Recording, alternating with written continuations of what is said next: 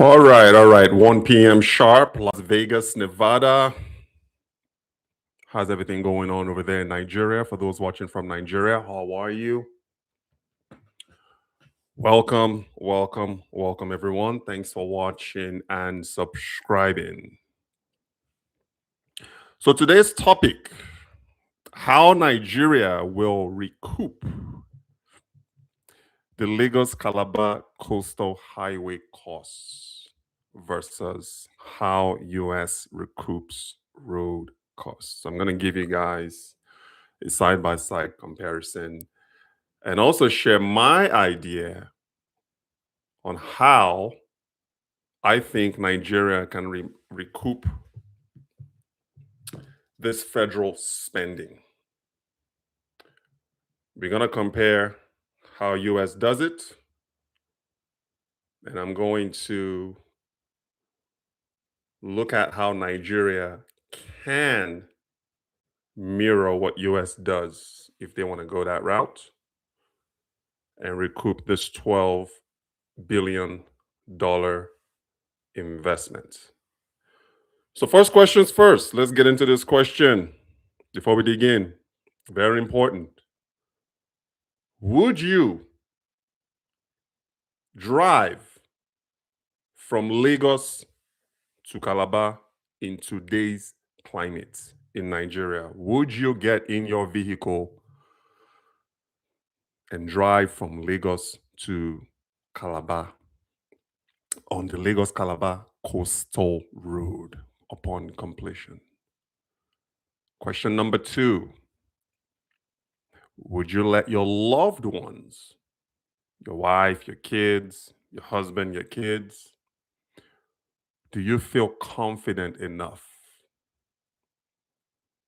on public interstates, on interstates in Nigeria, to let your loved ones drive from Lagos to Calabar and Calabar to Lagos once this road is completed? You see, it's not so much about just building things. There also has to be adoption, and there has to be confidence. For adoption to work,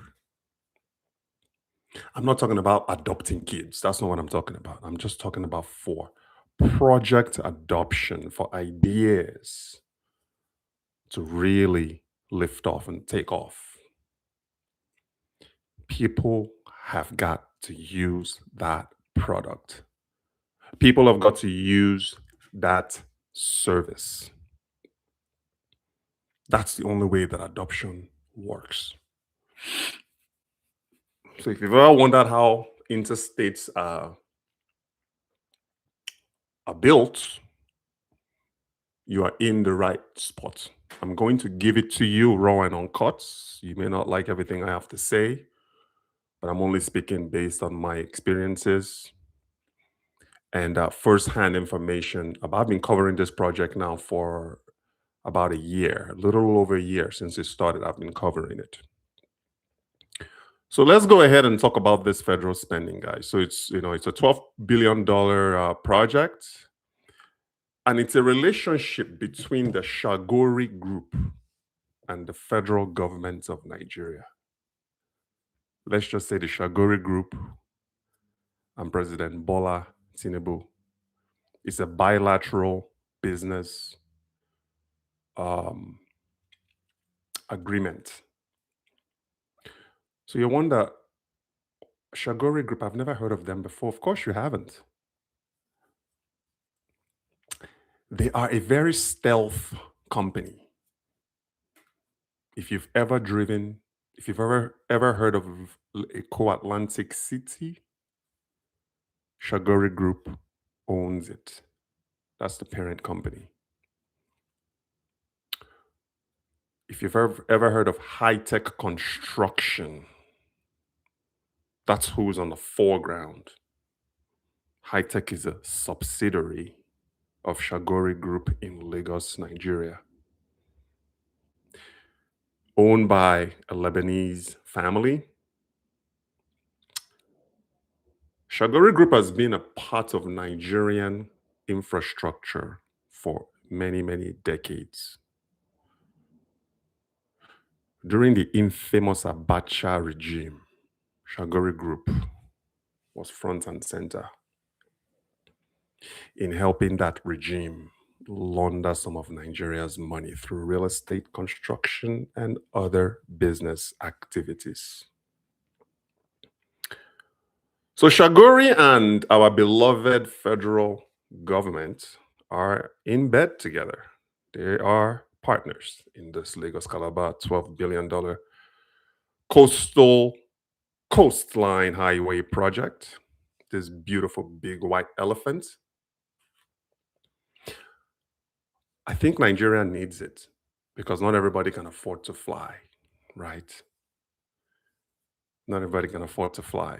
I remember 5 years ago, flying from Lagos to Uyo was 45,000 naira one way. I used to go round trip for less than 100,000 naira round trip. Attempts to fly today in Nigeria, you're looking at a minimum 600,000 naira. How much is a flight now from Lagos to Uyo on Ibom Air? Maybe 200. I'm over exaggerating a little bit. So let's come down. Let's come down. We're a little bit high there. Last year, I paid 190 something to fly first class. I don't know what it is now. I haven't checked. I'm going to Nigeria soon, so I'm going to need to get my flight to Nigeria. So not everybody can afford to fly. The majority of the 230 million Nigerians, hardworking Nigerians, probably say 90% of them don't even have a passport. They probably have never even seen inside of an airplane. I started flying in Nigeria when I was 6 years old. So lucky me. I had worldly parents. I remember I used to fly. 6 years old, Lagos to Calabar. Back then, we didn't have a Ibom State. So last year that I flew was 100 and something thousand. So round trip, well, let's just cap it at 200K.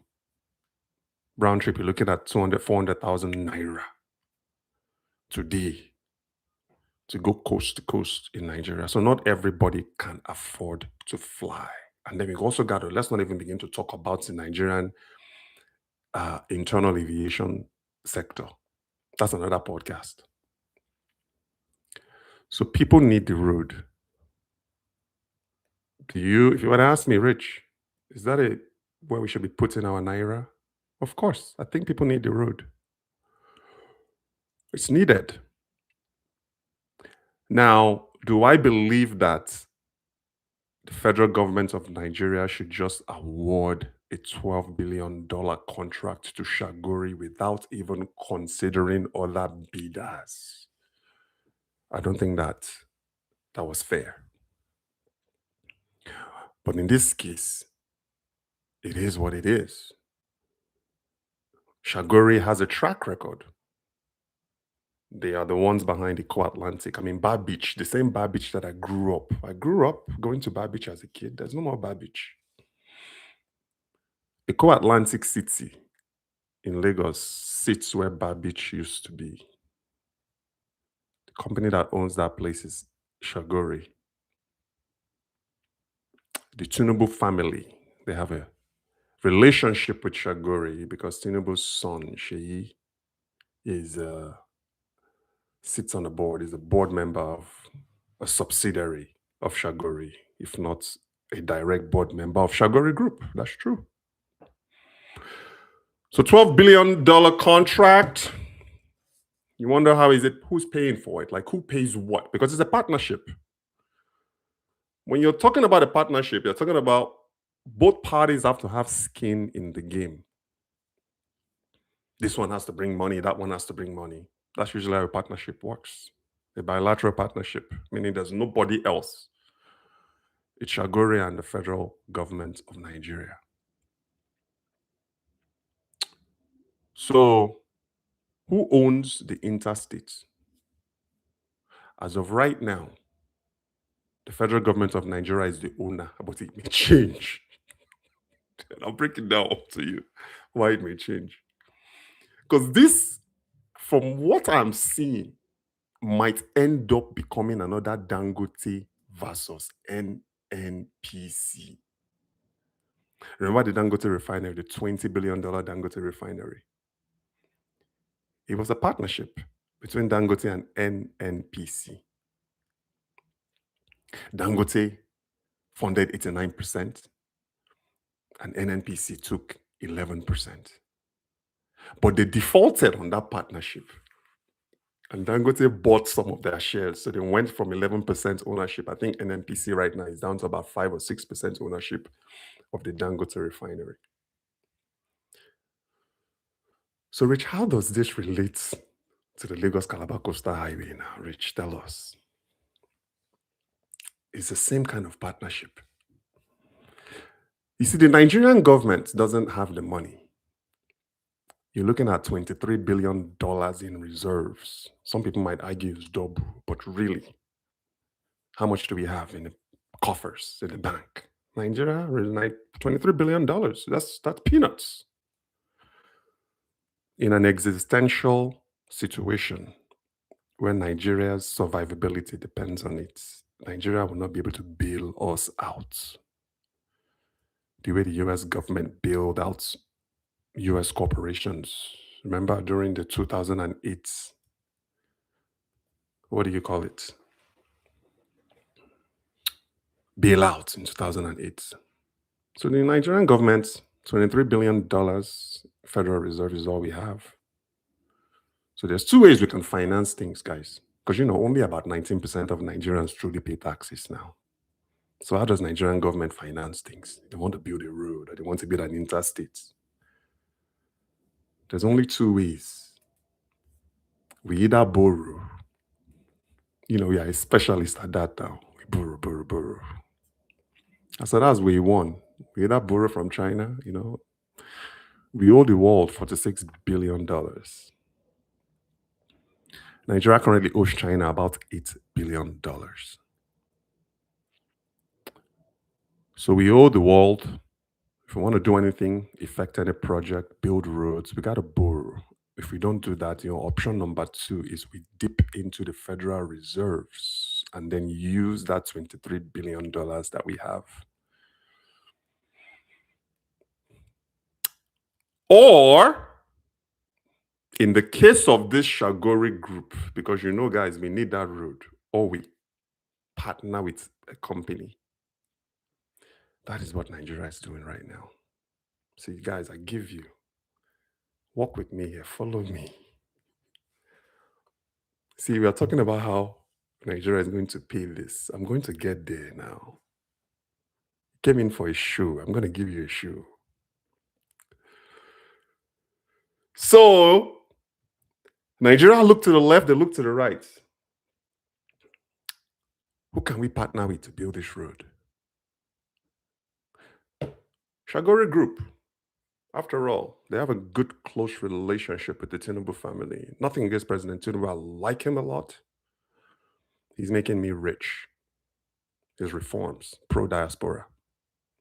So Tinubu and I, from his reforms alone, we are cool. Nothing against him. I think he's actually one of the better presidents to lead this country. It's going to be tough for him. Somebody's got to do the job. I don't even know how anybody in their right mind would want to be the president of Nigeria. I don't know. There's no really, what's the upside there, really? Maybe this is one of them. So the Shagori Group and Tinubu sat in a boardroom to discuss the Lagos Calabar Coastal Highway. How are we going to pay for it? How is this going to be financed? So the agreement was that the Nigerian government will let, the interstate belongs to the government of Nigeria. So we own the road, but we are going to let you, Shagori, if you are brave enough. Have you guys ever seen that movie yet? That Tom Cruise movie? Should you choose to accept? What is it? What is it called? Not Top Gun. Mission Impossible. Should you choose to accept this project, this big white elephant, this 700 plus kilometer interstate, starting from Amadu Bello all the way down to Calabar in Cross River State, should you choose to accept this project, Shagori, you're just going to have to cough up part of the money, not just part of the money. You're going to have to cough up 75%. No one truly knows the percentage, but Shagori is doing the heavy lifting. You guys following this story? So Nigeria agreed. President Tinubu agreed. Shagori said, you know what? That's fine. That's what we have to do. So Nigeria said, okay, you guys do the heavy lifting. So let's just put a number. Let's just say it's a 60-40 partnership or a 70-30 partnership, meaning Shagori finances 70% of the $12 billion project, and Nigeria only finances 30%. So Nigeria has to come up with 3.6, $3.7 billion in cold, hard cash. That is Nigeria's portion, right? And then Shagori has to raise the rest. What are we looking at? About what? $7.38 billion. That's the partnership. And they are going to have to deliver this project to the Nigerian people by the end of Tinubu's term. That is, if he wins the election. We all know that the road is important. Like I said, my only worry, how is the Shagori group and how is the Nigerian government going to recoup $12 billion in interstate expenditures in a country that only 19% of the population pay taxes? Do you think the market women selling akara at Ijesha market, do you think they pay taxes? Do you think the roadside person selling boli or the local supermarket, do you think those guys pay taxes? When was the last time you paid taxes in Nigeria? Me. When I enter Nigeria and I see that person out there selling corn and coconut, it's 10 naira. That's what I pay. The United States law is different. It's a different system that's built on taxes. You pay county tax, you pay state tax, you pay sales tax, you pay federal tax. How do you think roads are built? In an industrialized world, in an industrialized country. US is not even an industrialized country. US is advanced industrialization. Nigeria is just one step above agrarian industry, agricultural industry. And then you have that industry, and then you have developing industry. No, you have underdeveloped, then you have developing, then you have developed, then you have advanced develop. What do you think Nigeria fits in all that? You see, my shows is to advance conversations. Okay? So now let's talk about how the United States recoups. So this is a comparison between the US and Nigeria because somebody has to pay now. Do you think Shagori Group is a charity? Do you think the Nigerian government is a charity? They are not a charity. It is $12 billion that's financed that we're using to build this road has to be recouped. And the Nigerian people, unfortunately, are the ones that's gonna do it. So I know that there are some people out there asking, oh, how much you've spent per kilometer. Who cares? It doesn't matter how much Minister Umar has spent per kilometer. All you need to know that is a $12 billion project. Let it end there. And another thing you need to know is hopefully they deliver it before Tinubu's term. And I've said this before in the past, that the US interstate system, 48,000 miles in any given direction. How do you think the United States of America pays for these roads?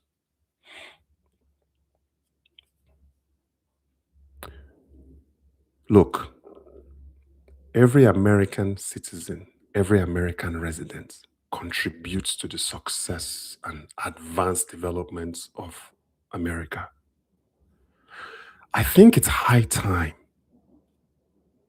even though our foundation is not built like that, but it's high time that every Nigerian citizen and Nigerian resident must contribute to the development of Nigeria.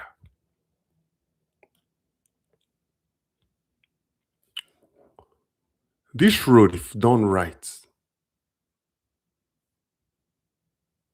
is going to create a lot of, remember, the key word is if done right, is going to create a lot of jobs. Imagine all the filling stations, gas stations that will be positioned from Amadi Bello Way in Lagos all the way to Cross River. Imagine, just think about it for a second. Cars need petrol to move. Body shops, mechanics, hotels all along the roads. Because not everybody is going to be able to drive 10 hours from Lagos to Calabar and vice versa. So people are going to need a place. So expect a lot of hotel chains to pop up. You see, I'm visualizing the positives. And then we're going to get down into how we're going to pay for this. I'm just thinking from my experience driving US interstates. You're going to see restaurants, shopping complexes, supermarkets, gas stations, like I just said, cleaning companies. Because the interstate, the freeway is not going to clean itself, right? So there's going to be companies that are going to be contracted to clean the roads. This economic value is massive. But nothing is free. It has to be paid for. So let me give you a couple of ways. Actually, I'm going to give you 3 or 4 of how United States of America pays for its interstate. You see, as an American, as a Nigerian naturalized born American, every time that I spend my hard-earned dollars, people don't carry cash anymore. Now we just use, Amex. This is what we use. The next one is the black card. Now, that one is a minimum of $200,000 a year spent. That's where we are going. I'm rich. We don't do cash anymore. We are getting out of that cash economy. Now it's mostly like, digital and credit cards. So every time I spend $1, I'm happy. I enjoy being taxed. Because I know that a portion of that spend is going to go towards fixing the roads that we enjoy. People don't understand. They just think that America is just, yes, America is like, depending on how you define it, we have everything that we need here. We do. But those things did not create themselves. People contributed to the creation of this 24/7 energy systems that we have. Great roads. People contribute to the creation of the airports, freeways. Every single American resident is a contributor to the development of all of these infrastructures that we enjoy.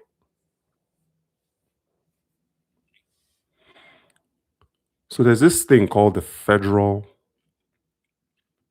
gas tax system here in the United States. It's called the Highway Trust Fund.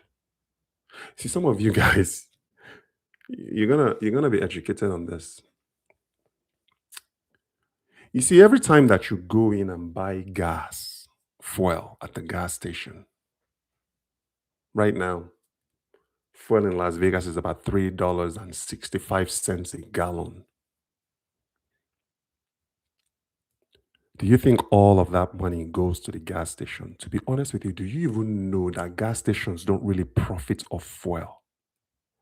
They profit off of the supermarkets, off of the mini mart inside that gas station. I used to have a friend that owned a fuel station here in the United States. They don't make any money off gas. So if you're out there spending $3.65 a gallon, in some regions of the United States is more, and in some it's actually less. Just know that that filling station doesn't really make money. As a matter of fact, fuel is a loss leader for them. The way they make money is when you walk into that gas station and buy soda and buy chips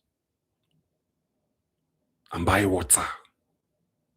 Maybe you are low on oil. You walk in and buy oil. In some cases, you walk in and buy milk. That is how they make money. That is how gas stations make money in the United States. So, the number one way the United States government funds the development of roads, interstate roads, is through gas taxes. So, every time you buy a gallon of gas, anywhere from 20 cents to 35 cents or 40 cents goes directly to the Highway Trust Fund. Every gallon. Imagine 48,000 plus miles of freeway in the US.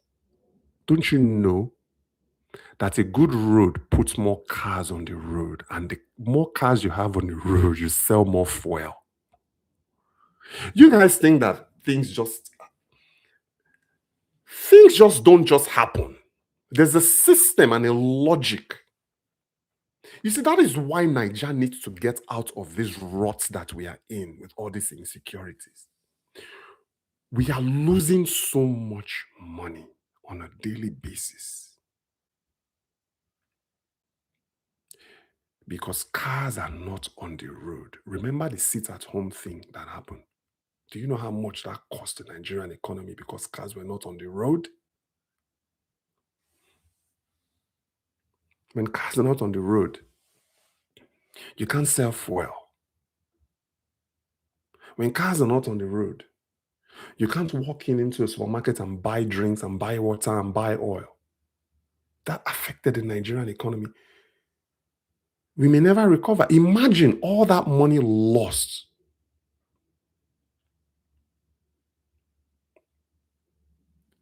So every gallon of fuel that you buy, I drive a 26-gallon Ford F-150.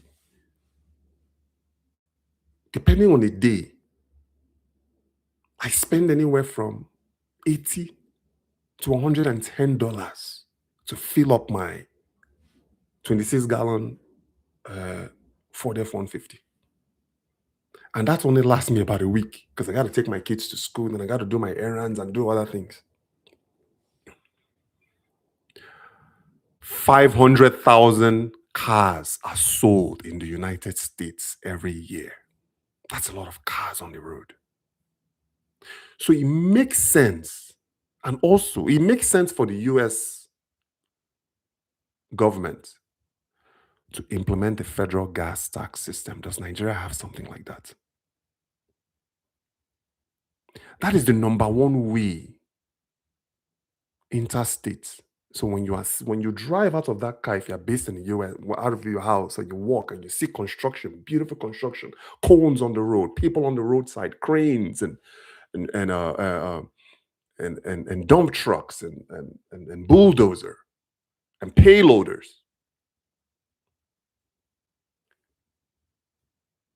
You are helping finance that. When the roads are good, your cars last longer. Am I lying? When your cars last longer, you buy more fuel, gas. Am I lying? So that is the primary way that Niger recoups federal spending. Sorry, that America recoups federal spending on American roads, the federal gas tax system. Does Nigeria have such a system in place? Number two way in America recoups roads. You're looking at US government, they pay up to 90% of all interstate construction. Nigeria, we are allowing private sector to pay 75% of the construction of a federal highway, the Lagos Calabar Coastal Highway.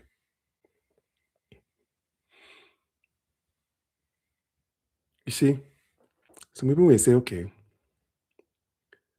toll roads, that's what you hear, toll roads. That is so medieval. Toll roads are so 1920, 1940, 1960. It appears that is one way that Shagori Group and the federal government of Nigeria wants to recoup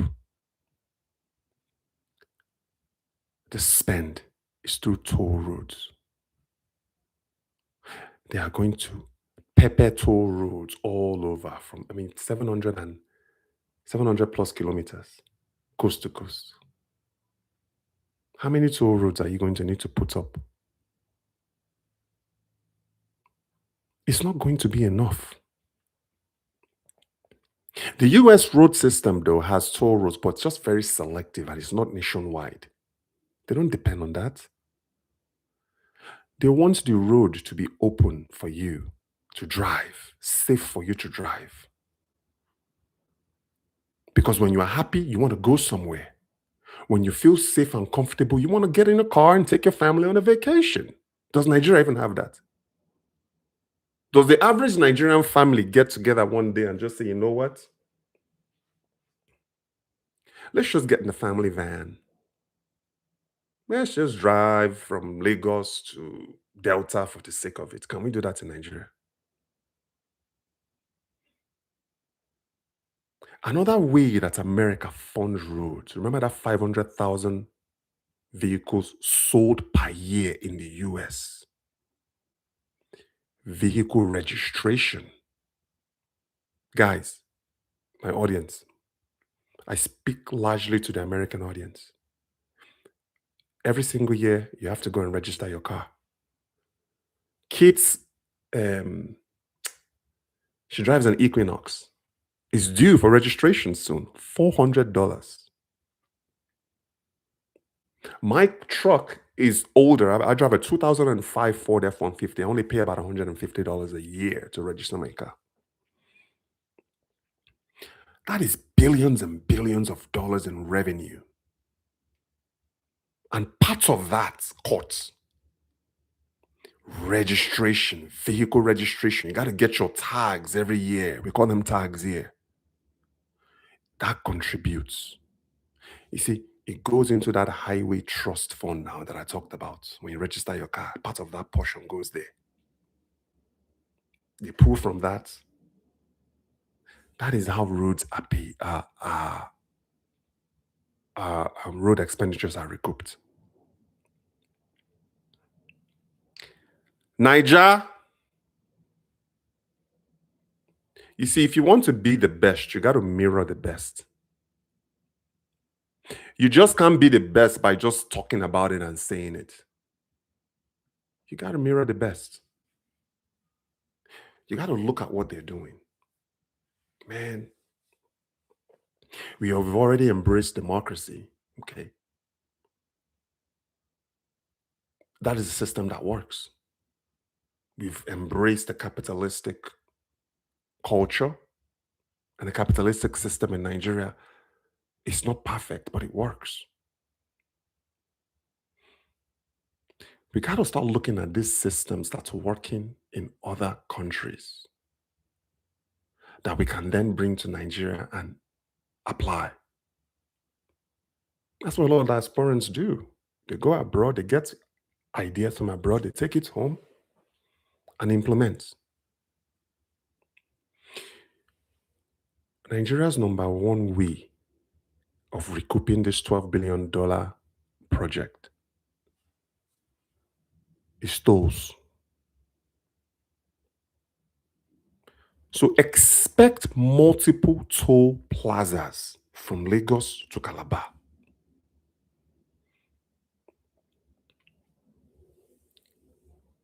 They will have a toll charge for cars. They will have a separate toll charge for buses. They will have a separate toll charge for trucks. Because they are not all going to be able, they are not all going to be charged the same.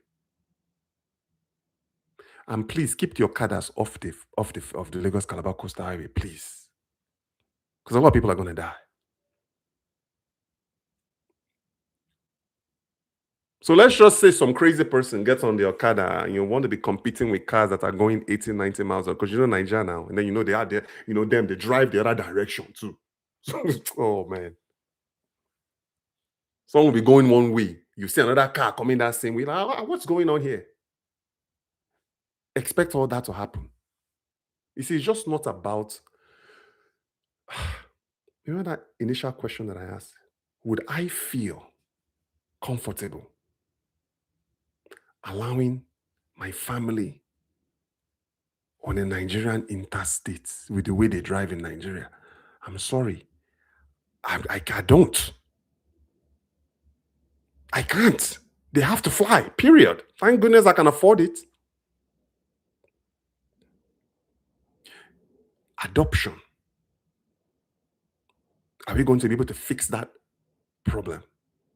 If we can't fix it on just regular city roads, where we are able to trust people to stop at the stop sign and stop at the stop light and signal and wait for other people and yield and stop accordingly. This is going to be a very long ride, guys. Remember, it's not just about building the road. You got to create a system that actually works. Otherwise, that road, that Lagos Calabar highway is going to be a death trap. So we are looking at tolls. And then we are looking at land. For all those of you that are right now going and picking up Omoniri lands near the roads, if I were the Nigerian government, I would pick up all those available lands if I were the Nigerian government and start selling them at a premium. That's another way that Nigeria can pay for this $12 billion white elephant. Roads, properties along that Lagos Calabar Coastal Highway corridor also has to be defined. I don't know if this is something that they're going to do, but I think it would make sense on the way that Nigeria can actually pay for this. Okay, maybe you define a certain mileage. For those of you who want to live near the freeway, I don't even understand how somebody will want to live near a freeway. I think that's part of one of the major selling propositions. Lagos Calabar Coastal Highway, you get it. Why would any reasonable person want to live want to live near a freeway? The only thing that works for me, if I were to invest, maybe commercial, restaurants, a hotel, maybe, but residence, a private residence isn't something that I want to do near a freeway with the noise. You got to deal with the noise. And you know, American noise is different from Nigerian noise. Motor noise. All of our honking, yelling, screaming. So, whatever, this is just an idea too, a way that we can pay for this big white elephant. We got to define along the corridor, like how many miles. Because if you fall within that radius of what we deem coastal corridor, coastal um, region, then I think anyone who builds a property along that defined area or has a business in that defined area should actually pay premium. They should contribute more because you are hedging on activity, you are hedging on traffic. To be honest with you, every filling station along, not only should we tax for fuel, meaning a portion of maybe 1 or 2 naira, 3 naira or so, because it adds up, it's all about volume, goes towards repaying this loan. And then any business that has, let's say, building within, let's say, I think 1 mile is too much, maybe a quarter mile from the freeway needs to be taxed. From hospitality buildings to manufacturing warehouses to logistics hubs, they need to be in that zone.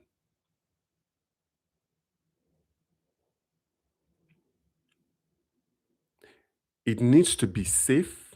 In order for you to recoup, these are just my ideas. People have to want to utilize the road. But you got to pay for public safety. Someone mentioned the other day on in the comments about, how are we going to police? Are we going to militarize it and put more soldiers on the road? I don't think militarizing our federal interstate is a solution, if you were to ask me. We're going to need more than just human bodies on the road. You've already seen what they're doing so far. They will just stand there with their little guns. They'll see a car coming at 80 miles per hour. They'll stand there and start waving that car to stop. Only for them to do what? To look inside. Ah, bros. Okay, good evening. Okay, go. You call that policing? Or that's just somebody waiting to be killed on the freeway? For it to work, in order for us to repay, we have to implement that fuel tax fund. How much is the liter of fuel right now in Nigeria? Is it 800 naira, 900 naira? I heard it's, at one point I was paying 1,500 naira per liter. Let's just round it up. Let's say it's 1,000 naira per liter. Would anybody object if 100 naira went into the highway tax fund? Would you? To repay?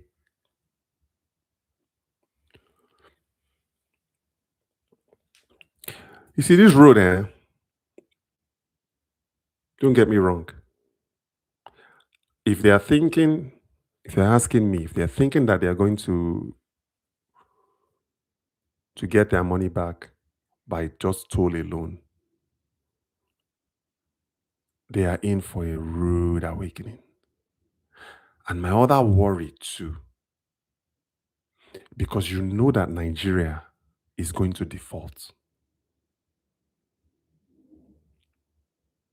So when you're allowing a private company like Shagori Group to carry the heavy funding, to carry the heavy lifting, and then they are depending on Nigeria to come up with their own portion of the loan. If Nigeria cannot meet up, like how NNPC was unable to meet up in the Dangote situation, do we then now turn over federal interstates to the private sector? Because that's what's going to happen. You're already seeing they are rushing it. I saw in the news the other day, they're talking about, the first So how many kilometers or so is going to open at a certain date? Already, I can imagine all those children now, all those small, small kids carrying a chin chin on their heads and trying to sell to motorists. I can already see it. Do we have provisions for that to prevent that from happening?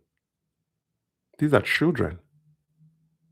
When I was a child, I had a paper route when I was like 12 years old. You get on your bike, and here in the US, you get on your bike and you drive neighborhoods, and you have a little route, whether it's your street, you just go from house to house. I have my little bag. I'll take the newspaper and I'll throw it to the front lawn.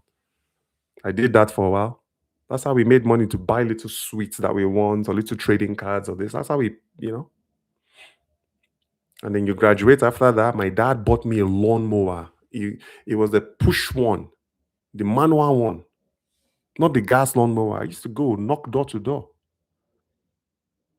Hey, good morning, ma'am. How are you today? I'll mow your lawn for $1. I had my own little business when I was like 12 years old, mowing lawns on the weekends. Because that was the only time I was allowed to do it. I would just go, instead of going out playing with my friends, I would just go mow people's lawn. And I had them on rotation every 2 weeks. I'll take my little push lawn mower there and just go push, push, push, mow a lawn. By the time I'm done that day, I've made like what, $20, $30. That felt like 1,000 back then. And then after that, you graduate. When you're like 14 or 15, you can go into a grocery store and start bagging groceries for minimum wage. Even younger than that, maybe at 7, 6 years old, your parents will let you open up a little lemonade store in front of the house where you sell like a cup of lemonade to your neighbors for 25 cents a cup. Not Nigeria.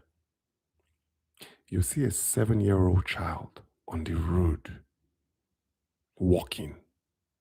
Instead of being in school, they're on the road walking.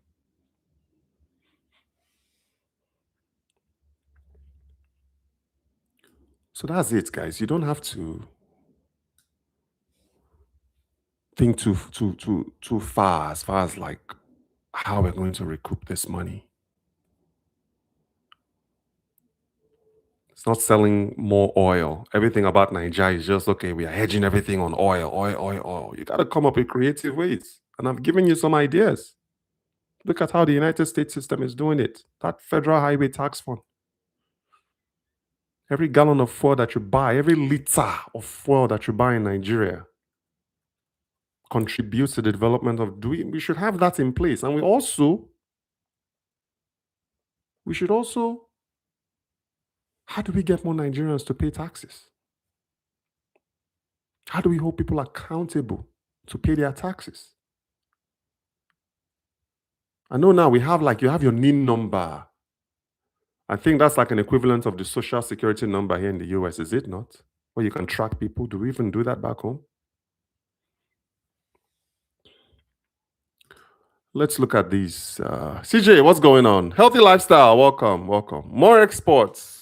Let's answer some questions here. More exports, increasing taxes, more tourism. I think the road is going to do that. As far as like export goes, remember, we need to have that road. It's only going to help with ports. Because I'm telling you right now, it's not that we don't have products in Nigeria. It's hard to just move products from one side to another. It's very difficult. Here, you can drive as far as your fuel allows. And when you are low, you pull into a gas station, you top off, maybe you rest a little bit. I'm talking about truckers, because we need trucks. Come to the US, Amazon, you're in Florida, Amazon trucks are everywhere now. Walmart trucks are everywhere. Now you need trucks to be able to move. That is usually how a high percentage of the consumer goods in the US moves from manufacturing factories to retail stores to your household onto your plate. It's through road logistics. Second to that is railway. They move a lot of consumer products through railway. So this road is needed. I am 100% for it. But a lot of people just don't know. They think it's the Nigerian government that's funding it. No, it's actually a partnership. To be honest with you, it should be reversed. It shouldn't be a Shagori group taking up 75% of the funding. What that tells me is that Nigeria is not confident that it can pull this off. Because if that's the case, why would you then allow a private sector company to fund a federal road and then charge toll gate fees to recoup their expenses? It just tells me that the Nigerian government is not confident. You see, it's one thing to see to see the renderings. Renderings are always sexy. Renderings look good. I'm talking about like design renderings for those who have built something. You see the plan, you see the render, you see the drawing. It kind of looks good, right? But when you start building, you gotta worry about theft. You gotta worry about vandalism. Already, you know they are going to start stealing transformers. Or okay, how are we going to light 700 kilometers of road in a country where the average citizen can't go a day with full electricity? Have we factored in how we are going to light 700 kilometers of road, of a coastline freeway? You know those guys, those agbiros. You know those ones with no regard for private property, with no regard for people's property. You know they're going to go and start stealing light bulbs. They'll start stealing transformers on the road.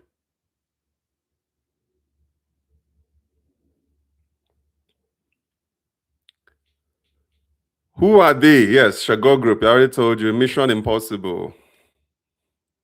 We'll see. Will the gas stations be owned by the politicians? No, I think that I think most gas stations in Nigeria are privatized now. I think the only gas station that's owned by the Nigerian government, isn't it the NNPC gas station? They also have retail outlets in Nigeria. They're also allowed to have their gas stations, but I think private sectors like the Oandos, I mean, a lot of people are going to make a lot of money on this project. Don't get me wrong. A lot of people are going to make a lot of money, but only if done right. Look, CJ, in my neighborhood alone, a square mile of my neighborhood, there's like 8 different gas stations conveniently placed. Right now, my eyesight, there's a gas station. My eyesight here, there's a gas station conveniently placed. Imagine, and you go, if you're abroad, if you can walk into a block right now and see like 4 different gas stations all within a stone's throw away from each other. That is what's also going to happen with with gas stations all over these 700 kilometers. I think you should not go more than 1 kilometer without seeing a gas station. So yes, there's going to be gas stations built. It's going to be a combination of the NNPC retail gas stations and also private sector gas stations that's going to be built all up and down on both directions of this coastal highway. But they are going to be needed. Again, I don't know if Nigeria has a highway tax fund where they tax every liter of fuel that's purchased. That would be one of the best ways they can recoup this $12 billion investment. And then what happens? Let's just say it's recouped, which it's not going to be in our lifetime. Does the road then revert back to the federal government of Nigeria?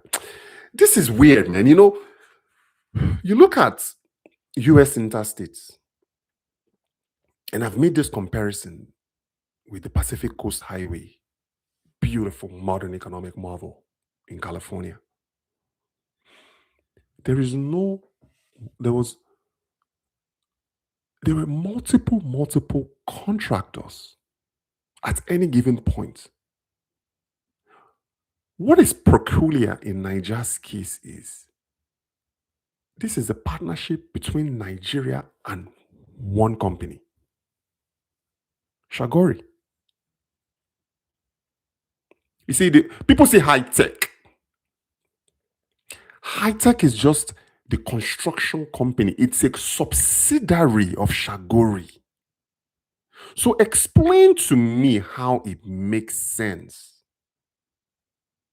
Is this like a lost leader for Shagori today?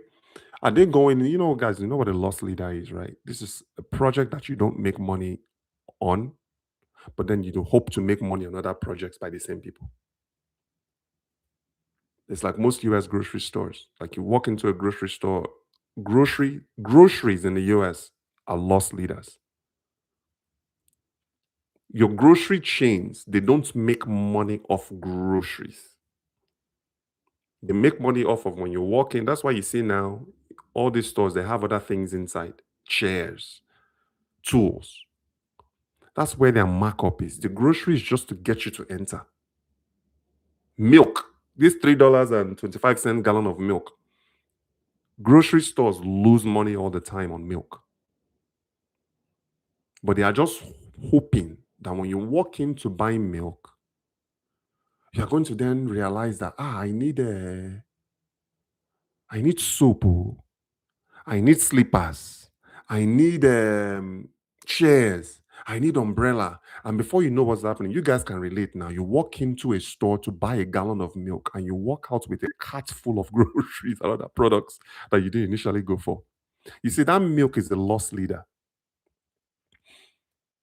So is this $12 billion project a loss leader for them, knowing that, okay, we know we are not going to recoup, we know we are not going to make money, but you know what? But there's this other contract. It's a $1 billion contract. We can probably do it with $1 billion, but we'll tell the government that it's a $5 billion contract. And then we'll pocket $4 billion. As a result of us bailing out the government with this project. So I'm looking at this as a loss leader project for Shagori Group. Can you blame them? You can't blame them. They are just ones that are positioned. Because remember, no other companies. It was not an open bid. It wasn't as if the government said, okay, we want to build a Lagos Calabar Coast Highway. Everybody submit your bids. Nope, they already determined from the get-go that they were going with Shagori. That is not how you do business. In the United States, when the government, if you go to sam.gov, that's where all the government contracts are. Any company that's qualified can bid for government projects and contracts. In Nigeria, this was just straight outright awarded to Shagori without consideration for other companies. I think the Ethiopian citizens and diaspora helped build their new dam. Yes. There's got to be a construction fund in there. I'm telling you, every time that you buy gas in the United States of America, 25 to 35 cents per gallon goes towards the federal highway fund. And also remember, in the US here, we also have sales tax. So if I were to go right now and buy a wallet for $100, and and the tax is 8%, so it's going to be $108. So a part of that extra $8, a part of that goes into the development of roads in that county. So depending on which part of the country you are in, your sales tax might be higher than others. Like I lived in LA for 12 years. The sales tax in LA is 9.5%. The sales tax in Nevada is like 8.2%. But you are taxed For instance, I just bought my wife's birthday gift. I bought her, she wants a case of red wine, red blend wine. I paid $100 for it, free shipping, but I had to pay adult signature tax and I had to pay other taxes. By the time it was all said and done, it was about $112. A portion of that goes into the development of roads. So the citizens, Nigeria just needs to, I talked to someone back home on this whole tax issue. I'm like, I want to pay tax. So, so make government thief am. It's like Nigerian people don't even trust the government to be able to put their tax naira on projects, construction projects, and infrastructures. Okay. Advertising such as billboards on the highway, yeah, that's also a private sector play. Remember, guys, I told you there's going to be a lot of people who are going to make money. And also, for those of you who are buying land along the Lagos Calabar Coastal Highway corridor, it's not always every time you got to build something on that land. Healthy green lifestyle makes a good point. You can own the land and just mount a billboard. If you really want to kill it because I was in marketing for a while, if you really want to kill it in the billboard sector, you want to go with a digital billboard where there's an ad that rotates every 5 seconds. You don't want to do those static billboards. You want to go digital. And especially now with solar, it can be powered easily with solar panels. You can install CCTV there. There are so many ways for you to monetize the land. And think about it, low maintenance investment. Some of you, I gotta go and build an apartment. I gotta go and build rental house. If you have land that's strategically located along the Lagos Calabar Coastal Highway, consider putting a billboard there. You can become an advertising agency and own. Lamar Advertising does that here very well in the US. For those, you probably know healthy lifestyle. Lamar Advertising, major. They probably own like maybe 60% of all the billboards on American freeways is owned by one company, Lamar Advertising, Lamar. How many Nigerian billboard companies are out there thinking this way? But you got to make sure though that area is zoned for commercial use. And that's another problem too, is like we have a zoning issue. You don't know what's zoned for commercial. You don't know what's zoned for residential. You don't know what is zoned for mixed use, meaning a combination of commercial and residential.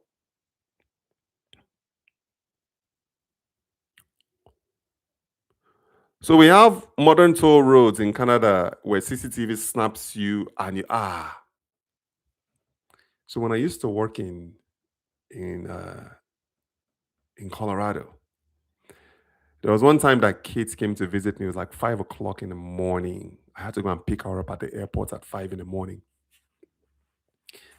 And I had to get on the road at around 4 or 3. And I'm driving. And myself, Kukumanu, say I was wrong. I was wrong. I ran the red lights at 4 o'clock in the morning. There was nobody in sight. I didn't do it intentionally. It was just that I saw the yellow too late to stop. I just said, okay, let me just go for it. As soon as I went for it, I just got, it's like someone took a high powered camera and I saw the flash. I'm like, oh shit, it's nothing. A month later, I got a ticket in the mail. And in the mail, they took a screenshot of my license plate. They even took a screenshot of me behind the wheel. You can see my teeth.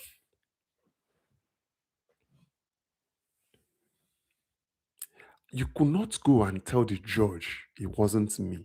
You see, these guys are crazy. Literally, it was me. Full color picture. I was driving what? I was going maybe 60 miles per hour through that light at 4 o'clock in the morning. That happened. So CCTV is definitely important. We need it for security and safety. Guys, adoption is going to be the number one decider on whether this project is going to work or fail. Because if people are just afraid of moving on that road, you can beautify it all you want. It's going to be a problem. And look, militarizing it is not the solution. We don't need more soldiers on the road. We need soldiers to be in the bush fighting all these militants. Every time I see a Nigerian soldier directing traffic, what is a Nigerian soldier doing directing traffic? Should be out there conducting intelligence, picking up these bad boys.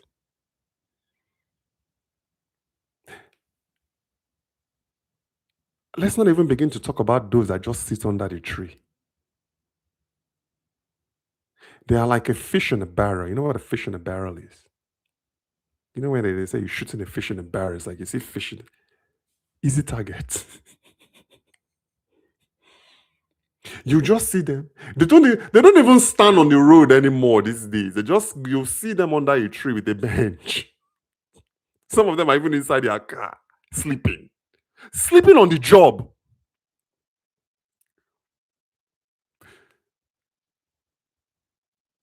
Is that what we want to hedge our safety on? So we gotta get this that we are in this AI, man. We are in AI and robotics stage. We're in the digital stage. And I know Nigeria is not even really a developing company. Sorry, developing country. Nigeria is underdeveloped because we are not proficient in really anything.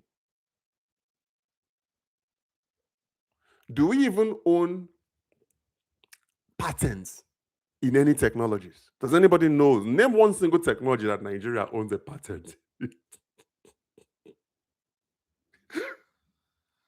We depend on Western patents. We depend on Western security. We depend on US security. We depend on US technology. We depend on US drones. We depend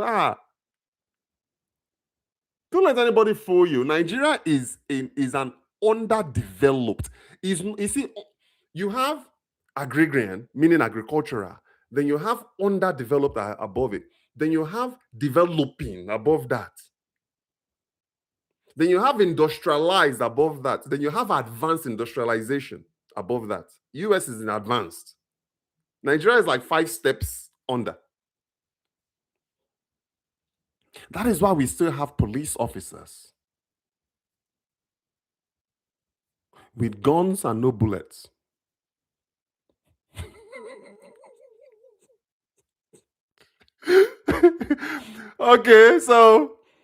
Okay, who pays? Travelers pay too. How much are they going to charge them?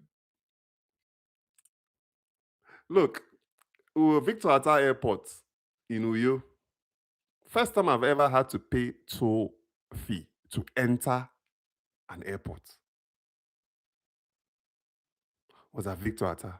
I was very confused. I'm like, what is going on? Why? No, I think you pay to enter and then you pay to leave. It's like 200 naira is what it is.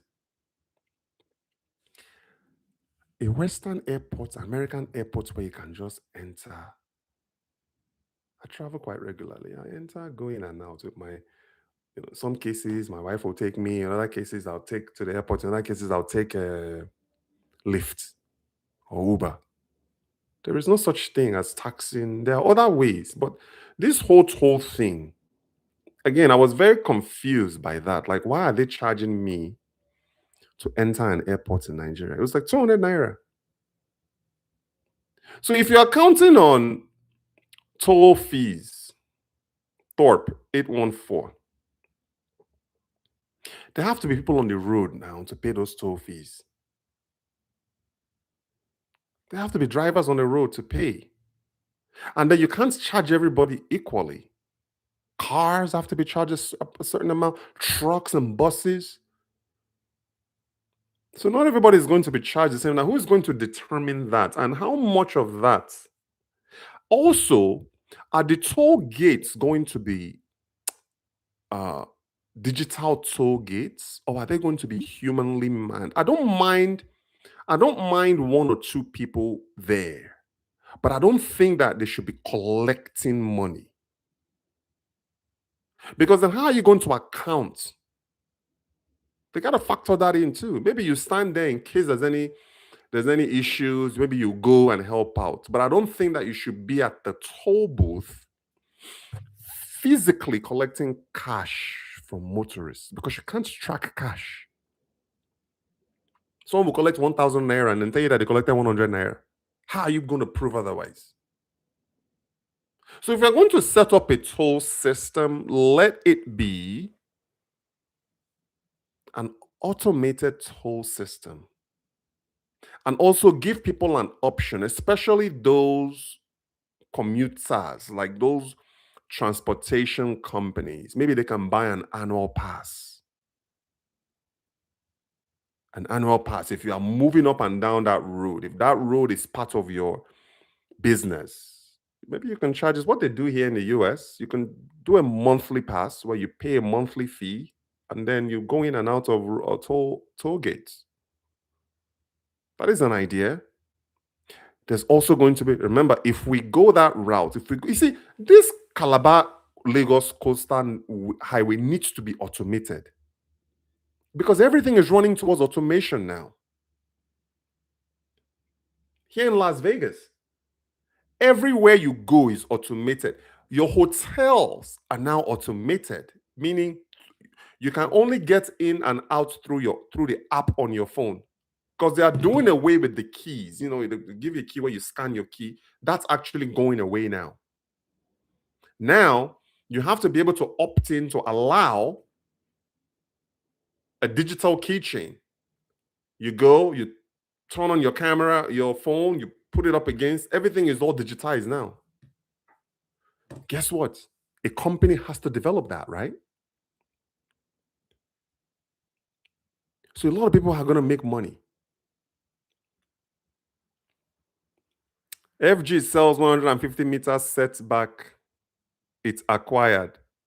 You see already, Thorpe 8841. I'm just now saying that Nigeria has a default problem. It's the same thing that happened if the Dangote NNPC arrangement is an indication, then you know that Nigeria is going to default. Because usually in US interstates, America funds 90% of all of the interstate constructions in the US. The federal government of Nigeria is already allowing Shagori to be the majority funder while they're the minority funder. As far as like the financing. Because we just don't have the money. And we don't have the operators. You see, politicians are not business people. I've said this before. They also don't have the experience.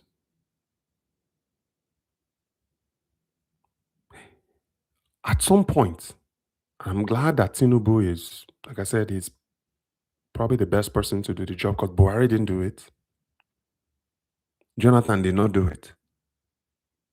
Obasanjo did not do it. But trying to complete this project, he has 6 more years left. And already, they are already having partnership issues. It's to be determined how this turns out. But those ideas are great ideas to be able to pay. Again, if you're going to put up an advertising billboard along that Lagos Calabar corridor, you should. If you're normally charging, let's say if you would normally charge in internally. Let's say you are charging somebody 200,000 naira to put up an ad for a month. Maybe you add a 20% premium to that, so it's 220,000 naira. The other 20,000 goes towards the repayment of that road. Because you don't know what Shigor is going to do. You see, Shigor is the majority partner of this. Shagori. It's to be determined how they are going to recoup their investment. Because remember, they are not a charity.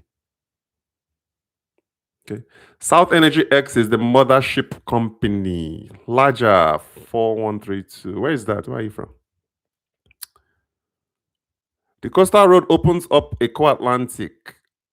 Yes, yes, it's not too far. That's the beginning on Amadu Bello. Literally, you can stand at the very. Man, you guys should, if you've seen Eco Atlantic, for those in the US, it's nice. I didn't go in though because they wouldn't let me. They said I needed an appointment and they wanted me to go to their headquarters to go and seek permission. I'm like, I'm not going to do that. If you're not going to let me in, it's okay. I just stood outside and looked at it. I mean, it's beautiful. At least, as much as I don't like the fact that no other companies were given an opportunity to bid, but you cannot ignore the track record of the Shagori group, though, because they did Eco Atlantic City justice. The American embassy has a satellite office there. People are buying properties, even though they are still struggling, though, to sell. They haven't sold everything out yet. But these are multi-million-dollar condos. I think like the cheapest you can get a condo inside Eco Atlantic is like $1.5 million. And people are buying. For those people who think Nigeria is poor, Nigeria is one of the best places for you to make your money. People are actually buying. So they have a good, and they're also building other structures too along that. You see, those Shigor guys, they own VI really. You can't really do anything in that prime location VI. You know that it's Shigori Group that owns it. So, from an execution standpoint, if I were to bank on anybody, I think I would put my money on Shagori. Just from an execution standpoint, they make good product. They make world-class products. I'm talking about the Shagori Group, the owners of High Tech Construction that's building the Lagos Calabar Coastal Highway. So if you're looking at the quality of the coastline highway, I think we can all agree that Shagori is going to do the best that they can and give us that modern world-class highway that we deserve. But I'm curious to know what their plan is, though. And also think about this too. You see, remember I told you guys this is a loss leader, right? And here's another reason why I think it's a loss leader for Shagori. Okay, so maybe they don't really recoup the money to build the highway itself, but every other land that's along that corridor, I bet you Shagori is going to own it. You see the loss leader I'm talking about. You walk into the the grocery store to buy milk that the grocery loses money on, but then everything else around that the the grocery store makes money on is the same concept now. Shagori is going to, you see, they are going to allow NEPC to build their filling station along the corridors, but I guarantee you, Shagori that's going to own the land that filling station sits on. So all of you guys right now that are just picking up Omonide land left and right, be careful though. I'm not saying don't pick up Omonide land, but are you sure Shagori does not own it? Are you sure Tinubu doesn't own it?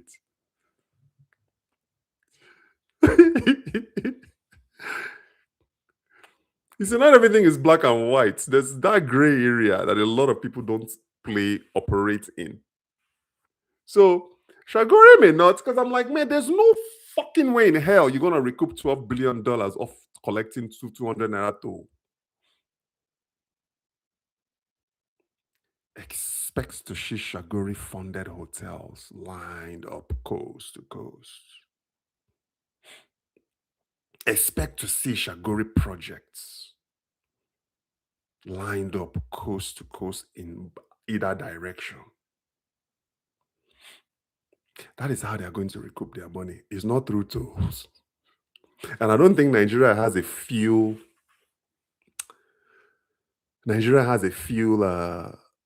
highway trust fund. You see, you're not going to be able to implement that now. It's too late if we don't have it. So maybe Tinubu made a deal with them. Okay, lose money on the construction itself, but you're going to make all that back with everything else along that corridor. You can already see it. This is basically an extension of Eco Atlantic City. Do you not know that? If you go up and down that Amadu Bello way, I guarantee you, Shagori owns the majority of the properties and a beautiful construction projects.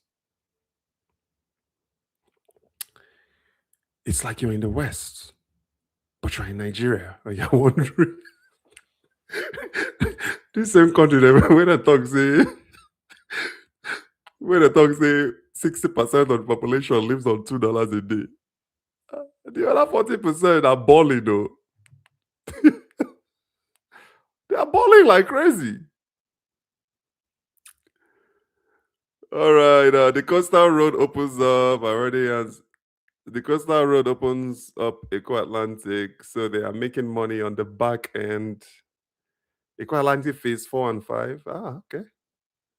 I didn't know that they have phase 4 and 5. What is that? What are they building there? I just know Eco Atlantic phase 1 with the 3 high rises. I know that.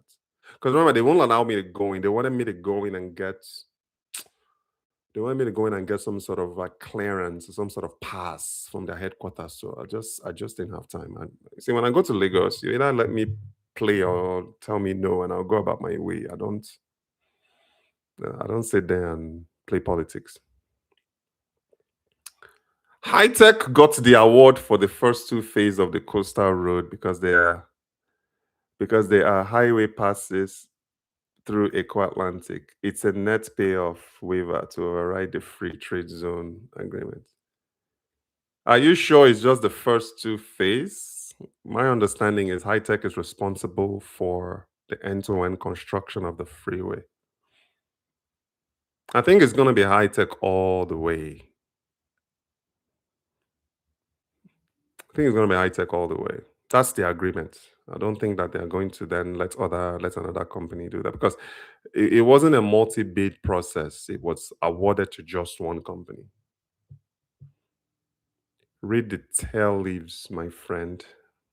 What is tail leaves? I don't know what that is. Smiling while getting the tickets. I'm sure you were so happy to pay the ticket.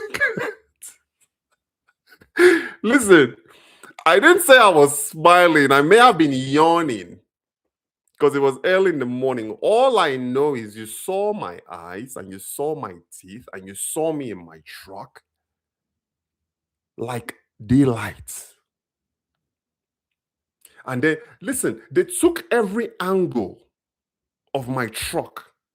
So I didn't have any defense. I couldn't have gone and said, George, I drive a gold colored, champagne colored truck. This one is silver. No, this is colored. You saw your champagne, you saw yourself behind the wheel. When I was showing because that has never happened to me before. In Las Vegas, we don't have cameras at stoplights here. We don't. So when it came in the mail and I showed it wasn't much though. I think it was like $45 was what it was. It was not. But you know what? I was guilty as charged.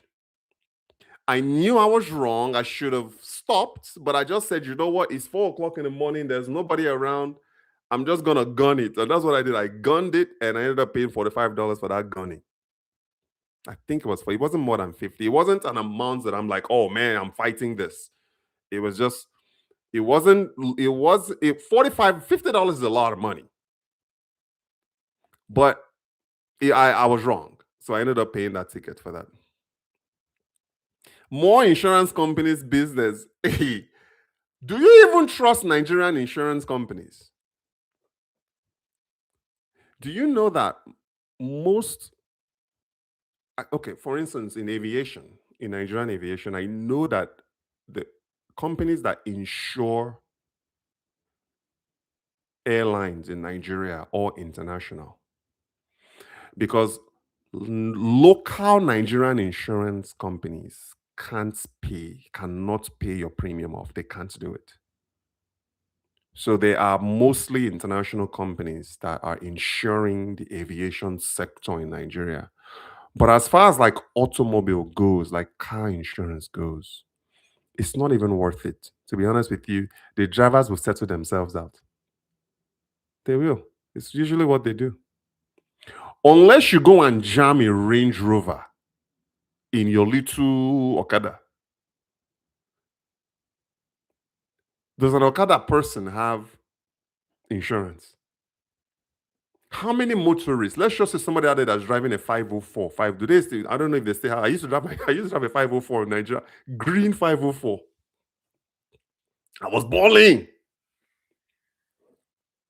That 504 was not insured though. So how many insurance companies really? You see, I can't speak of now, but I remember my mom worked for Crusader Insurance in Victoria Island in the late 70s and early 80s when Niger was still, there was no Jack Barin then. Niger was good because I remember as a child, I used to go. My mom used to take me to her office on Broad Street. It's not the Broad Street that you see today where there are bureaus everywhere. People are just selling stuff everywhere. Broad Street in the early 80s. I was a child. I was like maybe 6 years old. It was beautiful. So my mom worked for Crusader Insurance. I gotta Google that company though. I don't know if they're still around or not. You see, it was an international company that my mom worked for. But most local Niger insurance companies they are not insuring jack shit. So if you are driving a 504, 505, okay, Niger now, we don't even do 504s anymore. Now we do Toyota Corolla and Hondas. How much is your monthly payment if you are insuring a car? Okay, let's say you go and you jam a Range Rover. How is that insurance company going to pay for that Range Rover? Maybe the owner will just slap you one or two times. That's really about all they can do. Maybe they'll ruffle you up, which I don't, don't be violent, don't hit people, don't touch people, you know? But you go and you are driving your little Honda Corolla, Toyota Corolla. And then you go out there, you hit a Range Rover, and it's your fault. Which insurance company in Nigeria is going to? That person self will just say, kill me, kill me, kill me. Isn't that what they do? They should, yeah. So the insurance companies, I don't know, unless it's an international business or international insurance company. Yeah, I don't really see. Listen, my car that's parked in Nigeria right now is insured. But the way that I do it is when I go home, I'll call my business consultant. So I have someone in Lagos that does all my paperwork for me, and I'll just tell him, give me insurance for the year. But I'm only in Nigeria for 2 weeks. And that 2 weeks that I'm in Nigeria, I'm probably gonna use that car for like 14 days. Sorry, for like 10 days. Because I only use it when I'm in Akwa Ibom State. When I'm in Lagos, I just park it there in my garage and leave it. And for those who are wondering if you are if you have a car in Nigeria, you can leave your car right in your garage, right? And nothing is going to happen to it. So don't fall for the okie doke where your family member is going to say, let me browse. Yeah, I make you leave. No, no, no, no. Leave your car. Your car is safe. I don't jack it up. I don't touch it. The only thing that I do is I disconnect. I remove the battery. And also, you're going to want to ask, Rich, how do you handle the battery situation when you get to Nigeria? I rent. I rent. You see, right now, all I do When I'm done, I rent battery for 2,000 naira a day. Car battery from a mechanic.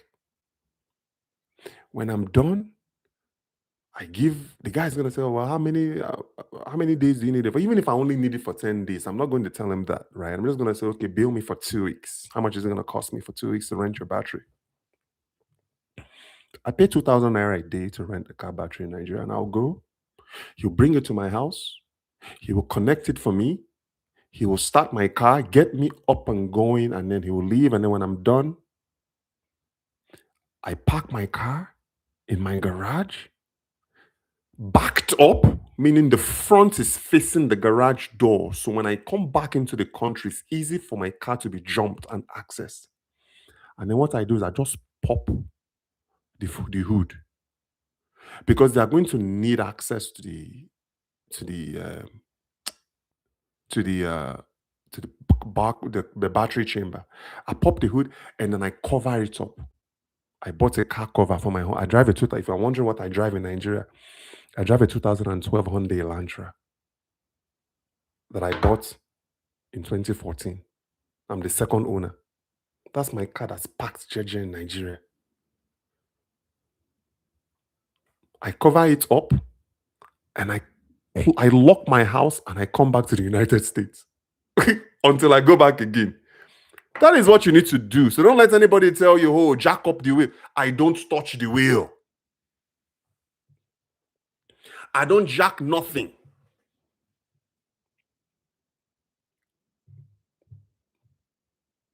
I just disconnect, carry my keys inside.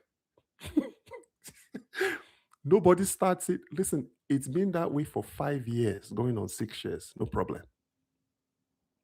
So for those of you who are going out there and putting headaches on yourself before you leave, my dad used to do that.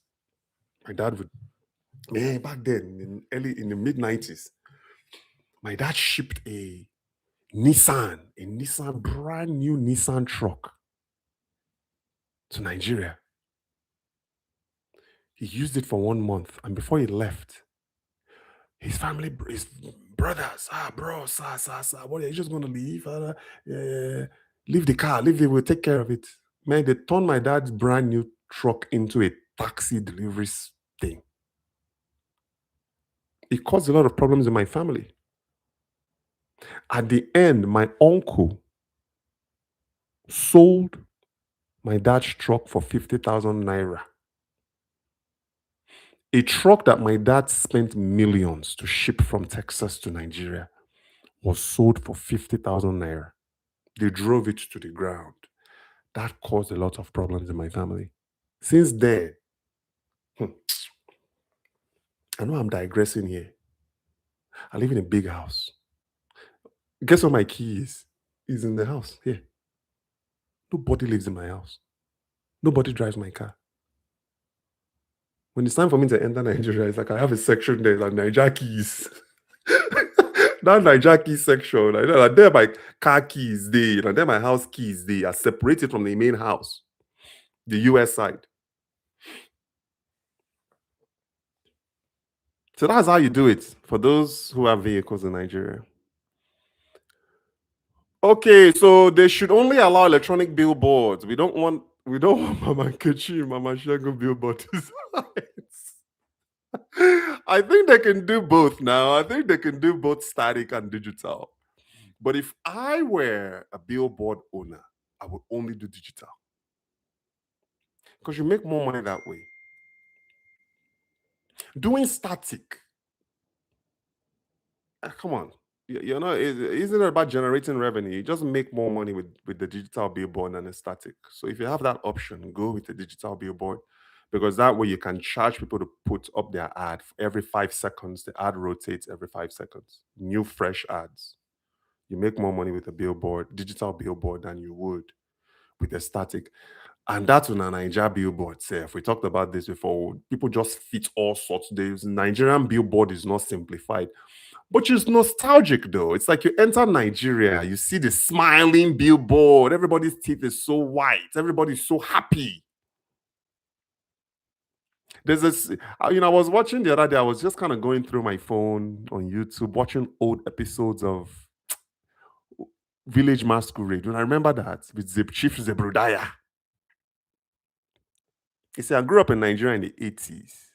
I came to the US in 1990. So I was kind of going back. I was watching Chief Zebrudaya and I was watching Jaguar. My belly, oh, my head, oh. I'm 47 for those who grew up in Nigeria in the 80s. My belly, oh, my head, oh. You see, that's technology for you. It allows you to kind of go back in time. I grew up on those shows. Village Masquerade. Oh yeah, and then some old commercials, Niger commercials. And I remember like the Joy Soup and the Hey Joy Girl. Da, da, da, da, da, da, da. Nostalgia is good. Yeah, that's why I tell people, hey, listen, America is great, don't get me wrong. But you can take the man out of Nigeria. You can't take the Nigeria out of the man. I'm talking about man. Nigerian women are supporting men abroad.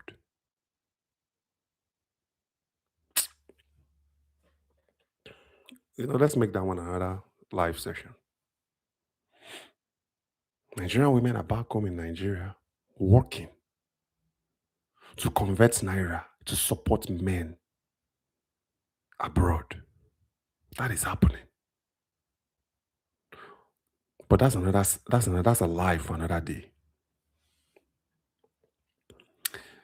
Is the drone business a good idea for Nigeria? In what way? Are you doing drone to maybe do like drone mapping for architectural companies? Or you can do drone videography. Like in my case, when I was doing something in the village, I hired a guy out of Uyo to go and do a drone mapping of the entire village for me. So he was able to then do the whole thing, and I was able to measure this how big the village was. So there's so many things you can do with drones though in Nigeria. You can do there's like drone, a lot of our real estate agents now are hiring drone pilots now to do more of like a comprehensive capturing of a property for them, because now people want to see, especially for those in the if you are diaspora facing, meaning you are in Nigeria looking for diaspora clients, a good thing for you to do is when you are showing your properties, try and hire drone pilots so that way they can capture the roof, the top, they can capture the side of the properties. US consumers like that. As much information as you can give us helps us make informed decisions fast. So drones is really becoming popular in terms of like real estate, agriculture, drone mapping, um, movies. For those who want to, if you're in a film space, you want to capture like drone shots, like aerial shots. So me, I majored in film production at Cal State University, using University in Northridge, and in our time we used to use cranes. That's how we capture like the aerial shots. But now you can do everything with using a drone. There's a guy in Nigeria. His name is I don't know if he's in Nigeria anymore. His name is Tayo Aino. He's one of the top Nigerian YouTubers.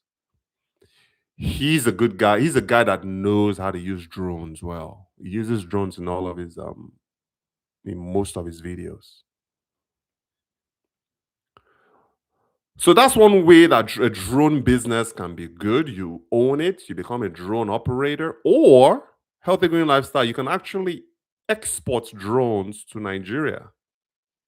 DJI is a good company, or you can reach out to Chinese drone manufacturers there, buy drones, export them to Nigeria, and just sell them retail or even wholesale, or even become a drone distributor. You can do that. But I know that drone is becoming more and more popular in Nigeria right now. So those are just ways where you can monetize a drone business.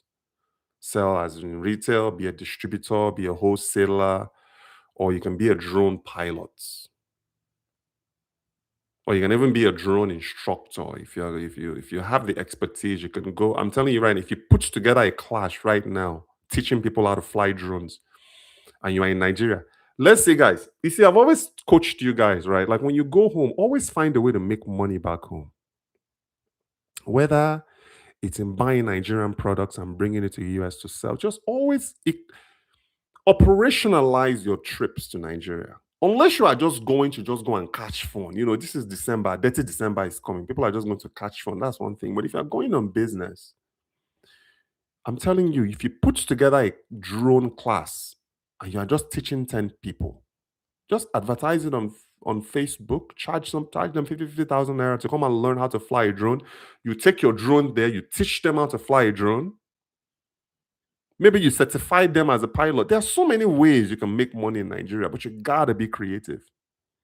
You can't just be going to Nigeria anymore just to go and chill. Always find a way to make money, bring something back, take ideas there. Nigerians right now could use a good drone instructor. If you have that skill set, you could teach drone for filmmaking. You could teach drone for real estate, video capturing. There's so many things you can do. Just become a drone instructor. It's not going to cost you much. You rent a small plaza or a small room. You start advertising maybe 2 months before you go. Hey, I'm in the US. I'll be in the country so and so date. Come and learn how to fly a drone for 50,000 naira.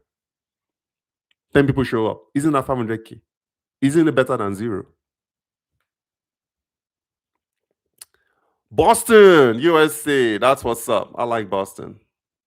Never been though. The closest, no, I wouldn't say. Okay, I've been to Virginia. I've been to Washington D.C. Obviously, I've been to New York. I've been to Newark, New Jersey. My cousin lives in Newark. But Boston is, I haven't been there. You can get a good 2 or 3 bedroom in Eco Atlantic. For where? Where? 2 to 3 bedroom in Eco Atlantic for 650,000 to 700K. Are you talking about a day or a year? Laja, explain that one. You can't afford anything in VI for 650,000 naira, much less Eco Atlantic City. High Tech will also be partnering with the Chinese to build the underwater tunnel that connects Amadu Bello Way to the Badagry Sokoto Superhighway. I can see that happening. Listen, the Chinese, I've been tough on China, right? But to move away from that socialist system to more of a capitalistic system, because they realize that capitalism is where the money is. So, you guys know China and Nigeria are like this. The Chinese are strong partners with Nigeria, but I still believe that the United States is really where the true opportunity is. But if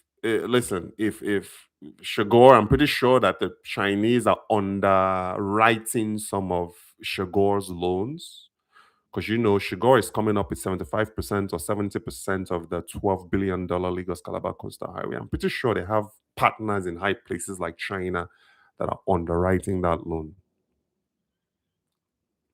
So I can see, listen, China is really in the infrastructure space in Nigeria, like the airports, the Murtala Mohammed Airport too. China is a partner in that. I think they are the ones that actually own that contract, Murtala Mohammed Airport. So I can see that happening. But that underwater tunnel, though, I don't know. Is that going to be open to the public, or I'm staying far away from that, though. Especially these day and age where buildings are collapsing in Nigeria left and right. I'm actually petrified of anything taller than a 2-story building in Nigeria today. Petrified. I'm not taking a lift. I'm not going into any high rise in Nigeria today.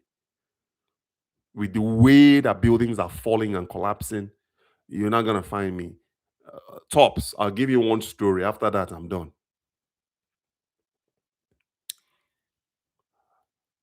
Lagos Calabar is co-financed by a European bank. This is not financed by Yes, it is. It's financed by, listen, Shagori is the main company behind it.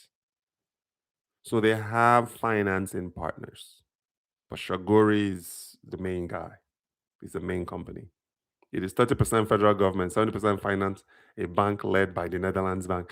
You see, the bank can lead. It's kind of like when you have sponsorships, right? You're always going to have a lead sponsor. So let's say, for instance, I have this $8 billion project. There's always going to be a lead financier that's going to come in and say, okay, from this 8 billion, I'll give you 4. You see, the person that brings out the most money is generally considered the lead in that situation, and then they get a portion, they get a larger portion of the back end. And then, so let's say that bank in Netherlands comes to Shagori and say, okay, we'll be your lead financier. Out of this $8 billion that you need, we're going to give you 4 billion. And then Shagori then has to go back and raise the other 4 billion from others, like smaller financing partners. That's usually how it works. Yeah, with that 70%. So yeah, that Netherlands bank can lead. And a bank in China can even come in as a partner. You're going to have multiple financing partners in this deal. One person alone is not going to cough up. Because remember, this is a $12 billion project. So it's 8 billion. I mean, okay. One person, one bank alone is not going to be able to cough up that amount. So yes, they can come in as a lead, but then other partners can come in. But Shagori Group is the main company that's leading this. It's not even High Tech Construction, because High Tech is just a subsidiary of Shagori. High Tech can't make a move without Shagori's okay, because Shagori is the parent company. It's just like how in the US, Disney is the parent company of ESPN. ESPN can't really make a major move without Disney's approval. That's usually how it works. The American embassy is in phase 3. Yes, I know that the American embassy is there. Phase 4 and phase 5. Phase 5 has a resort in it. The plan has been online since 2009. Okay, so then are you saying that phase 1 and 2 are the high rises? Or are the high rises part of phase 3? Maybe, I'm going to Nigeria soon, guys. I was not expecting them to tell me to go to the headquarters to get permission. But if I really want to really see what Eco Atlantic City looks like, I guess I just have to go in and get that permit. But yeah, I'm gonna be in Nigeria soon, and I'm still gonna be playing along that Victoria Island corridor. Obviously, I'm gonna video and shoot content around the current state of the construction as far as I can go. But I'm gonna see if I can get into Eco Atlantic City, because they have an office right there. You can walk into the office and talk to them. But they are doing great. Beautiful, beautiful. It's a beautiful property, is all I can say. Does Nigeria have enough experienced highway construction workers? So, as far as like the technical aspects, no, you are not going to really see a Nigerian company leading the technical construction, but you see that majority of the workers will be Nigerians. It's the same thing that Dangote is doing right now. So it's like a 1 to 10 ratio. For every one Indian manager or one Indian worker, they will have 10 Nigerians. Okay. So you may have a Nigerian as maybe a supervisor or a manager, but they are not the ones making those construction decisions. In Dangote's case, Dangote's principal engineers are all Indians. And then they'll bring their leadership team. But remember, it's a 1 to 10 ratio. For every one Indian, they have to hire 10 Nigerians.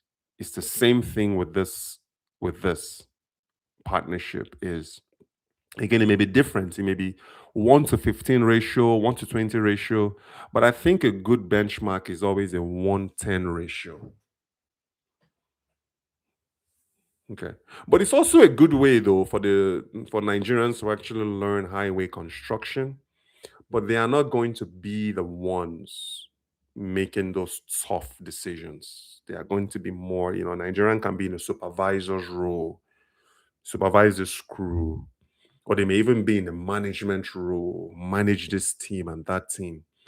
But when you start looking at like directorship, VPs, presidents, they are almost always going to be imported from, like I'm sure high tech imported their top engineers. They are not using local Nigerians. They are not. They imported their top engineers and then they'll just hire Nigerians to work alongside or work with them. I have to check that plan though. Larger. The plan has been allowed. Check that. If you don't want to send me the link. You see the thing about okay, so listen, as far as like when you look at the road, because Dangote had to actually build his own road. Because Lagos Road was not able to support 30,000 tons of machinery. So Dangote he had to specially build a road to support those heavy equipment he was bringing in for the refinery. So you're going to see Nigerians pouring the concrete. They'll be the ones pouring the concrete. They'll be the ones tying the rods and doing the iron walks. You are not always going to see them directing. And if they are working closely with an imported engineer. So that imported engineer might be part of his duty or his job might be okay, train as many Nigerians as you can, but the Nigerians cannot make a decision. They always have to go through the higher ups. Nigeria, especially Lagos, needs that camera ticketing. How are you going? Okay, so let's say you ticket them, and then how are you going to track them? You see, US is different because they have my license plate. They know that license plate is linked to my social security number. So there's no way I can go in America where they can't find me. So I'm easy to track. I'm easy to catch. I'm easy to trace. They can trace me through my bank account. They can trace me through every time that I go in to register my car. They're going to want to know where you live. See, if you are on a wanted list, if you have a warrant, all of this is going to pop up.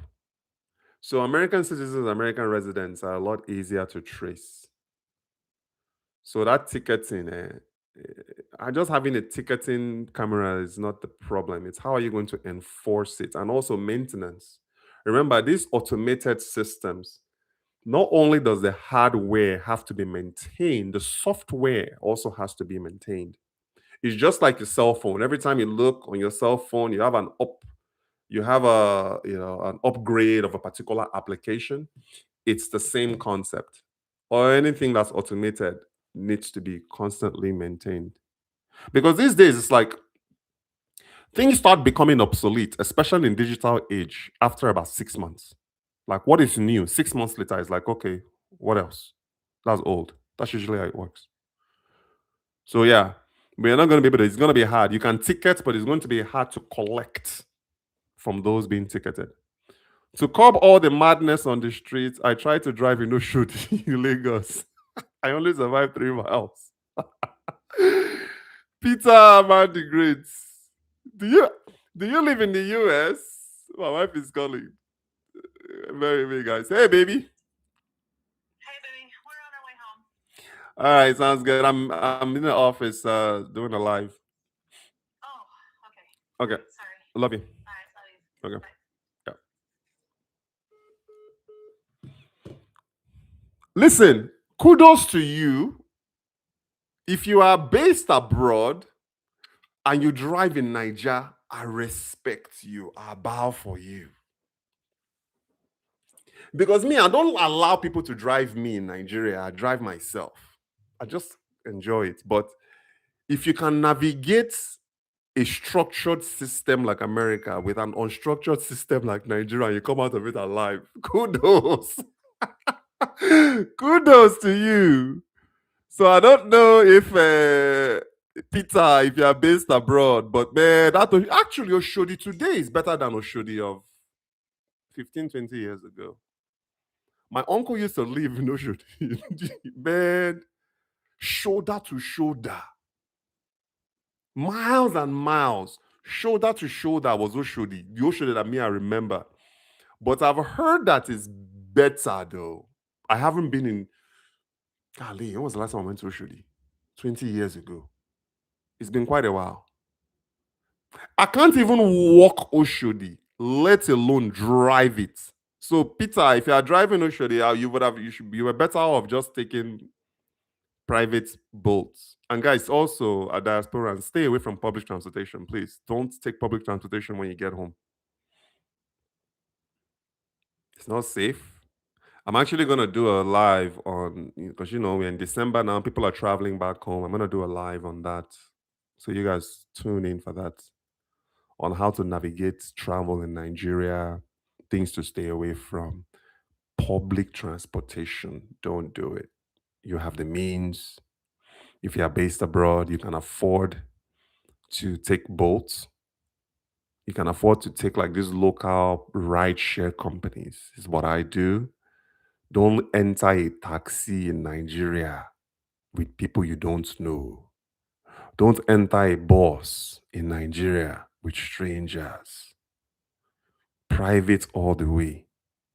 If you are staying at an airport, sorry, at a hotel, they have licensed private car companies within that hotel that you can take you from where you need to go and back. If you don't want to use their services because they're expensive, you can just go ahead and just upload the Bolt app. I said upload. Download the Bolt app on your phone. That's what I use. I know there are others out there. Just call your ride. Man, there was one that came the other day because me, I'm top shelf now. So they had a option. Do you want the standard or the biz? I selected the top, the biggest one you can give me was like business service. Man, a Toyota Corolla came up on donuts to pick. I'm like, what the hell? I was laughing at my uncle about it. I could not believe it, but I selected the business because here in the US, you have Lyft and Uber. You can do standard or you can do more of a luxury. So I just, okay, the top one, the highest one that they have is what I selected. A dirty Toyota Corolla showed up at Federal Palace to pick me up. I didn't. I mean, I'm like, okay, if this is what you can do for business, then what is the standard ride like? But anyway, I was only just going down the street, and I took it and went and did my thing and came back. Okay, what else? What else? What else? The trailer breaks.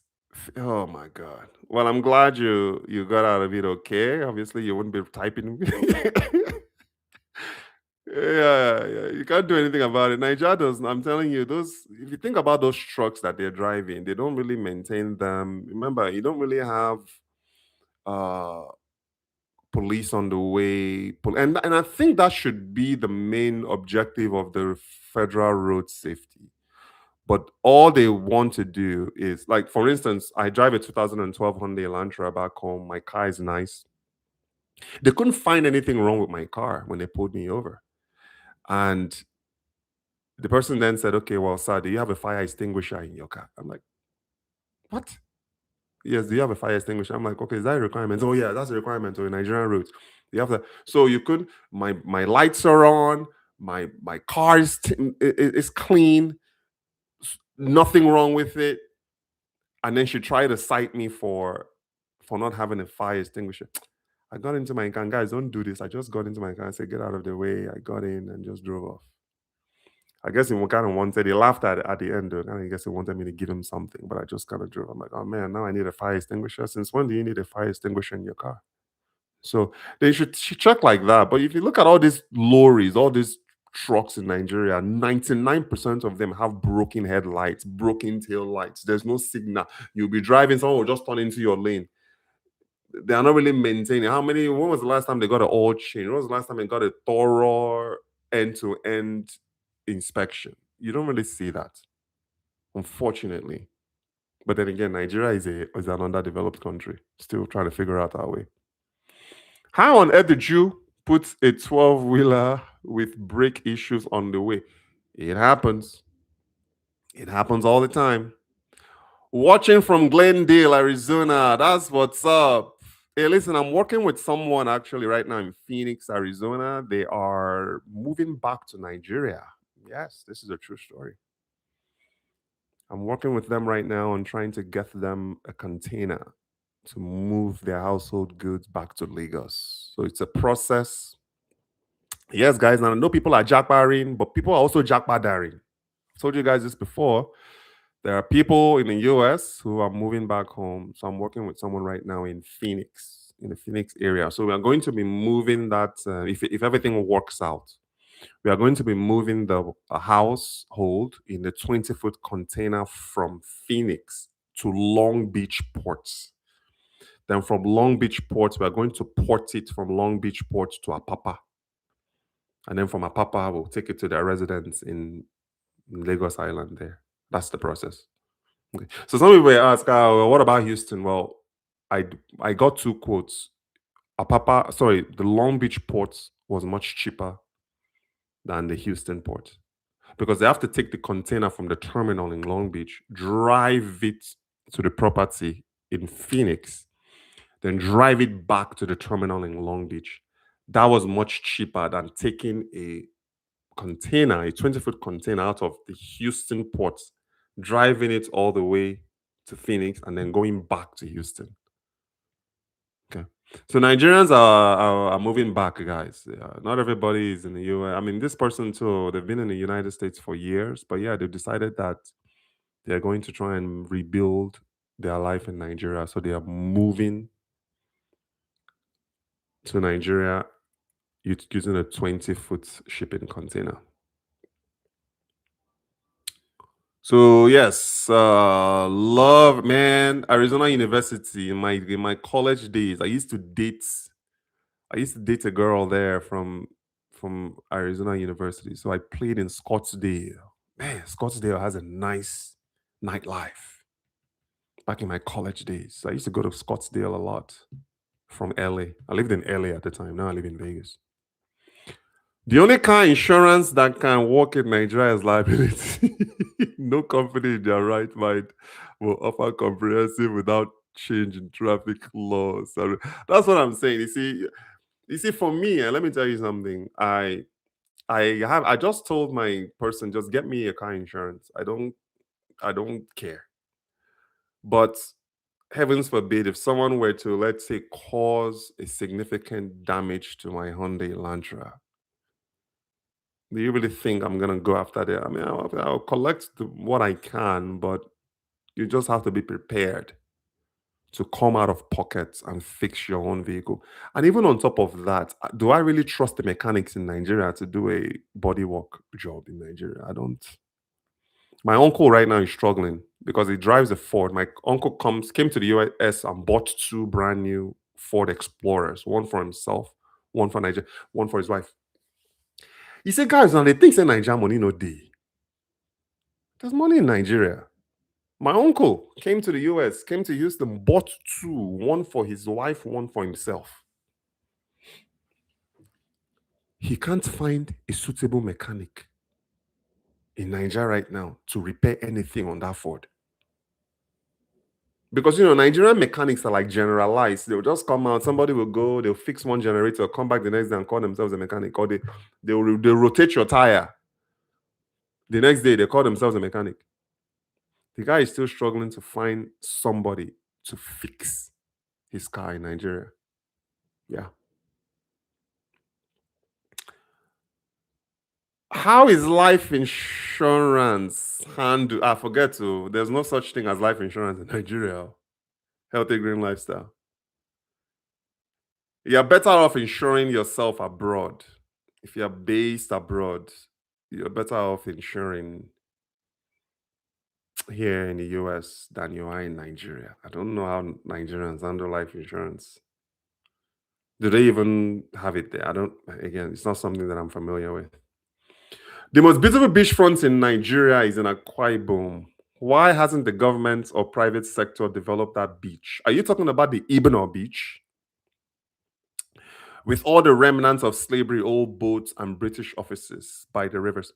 So, if you are talking about Ibano Beach, I've been there. And let me tell you what's wrong with Ibano Beach. It's the local mentality. That beach has, that's if you're talking of Ibano. Go look into my archives and just type Rich and Barricades Ibano. You see me on a bike driving up and down the beach in Ibano. You see, the problem is they are not able to operationalize that beach. See, when you go to Ibano Beach, you are not going to see any hotels. All you see is a few drinking parlors. So they are not able to operationalize it. It's nice for people who just want to go or maybe relax, but you're not going to see any coastline hotel chains in Ibano. You might just see a small, cheap motel. That's where most people go and relax. And then during the day, they'll come and then they'll hang out at the beach. But as far as like truly fully operationalizing it is a problem. Like my wife and I, my family, we go to Malibu every year. My goodness, just look at all of the rental properties along the coastline in Malibu, California. Hotel chains in Malibu are restaurants. You see, they have been able to operationalize it. But then you go into that area like Ibano, it's always like you see touts, you see locals. It's not something that is sustainable. And a portion of it is also very dirty. It's not well maintained. It's not westernized. It's a sad thing. But you also have to remember that a lot of the leaders there are also politicians. They are not business people. And that's why I tell Nigerians all the time, if you have an idea, take it home. You are not going to be able to run a resort remotely, though. You got to be aware of that.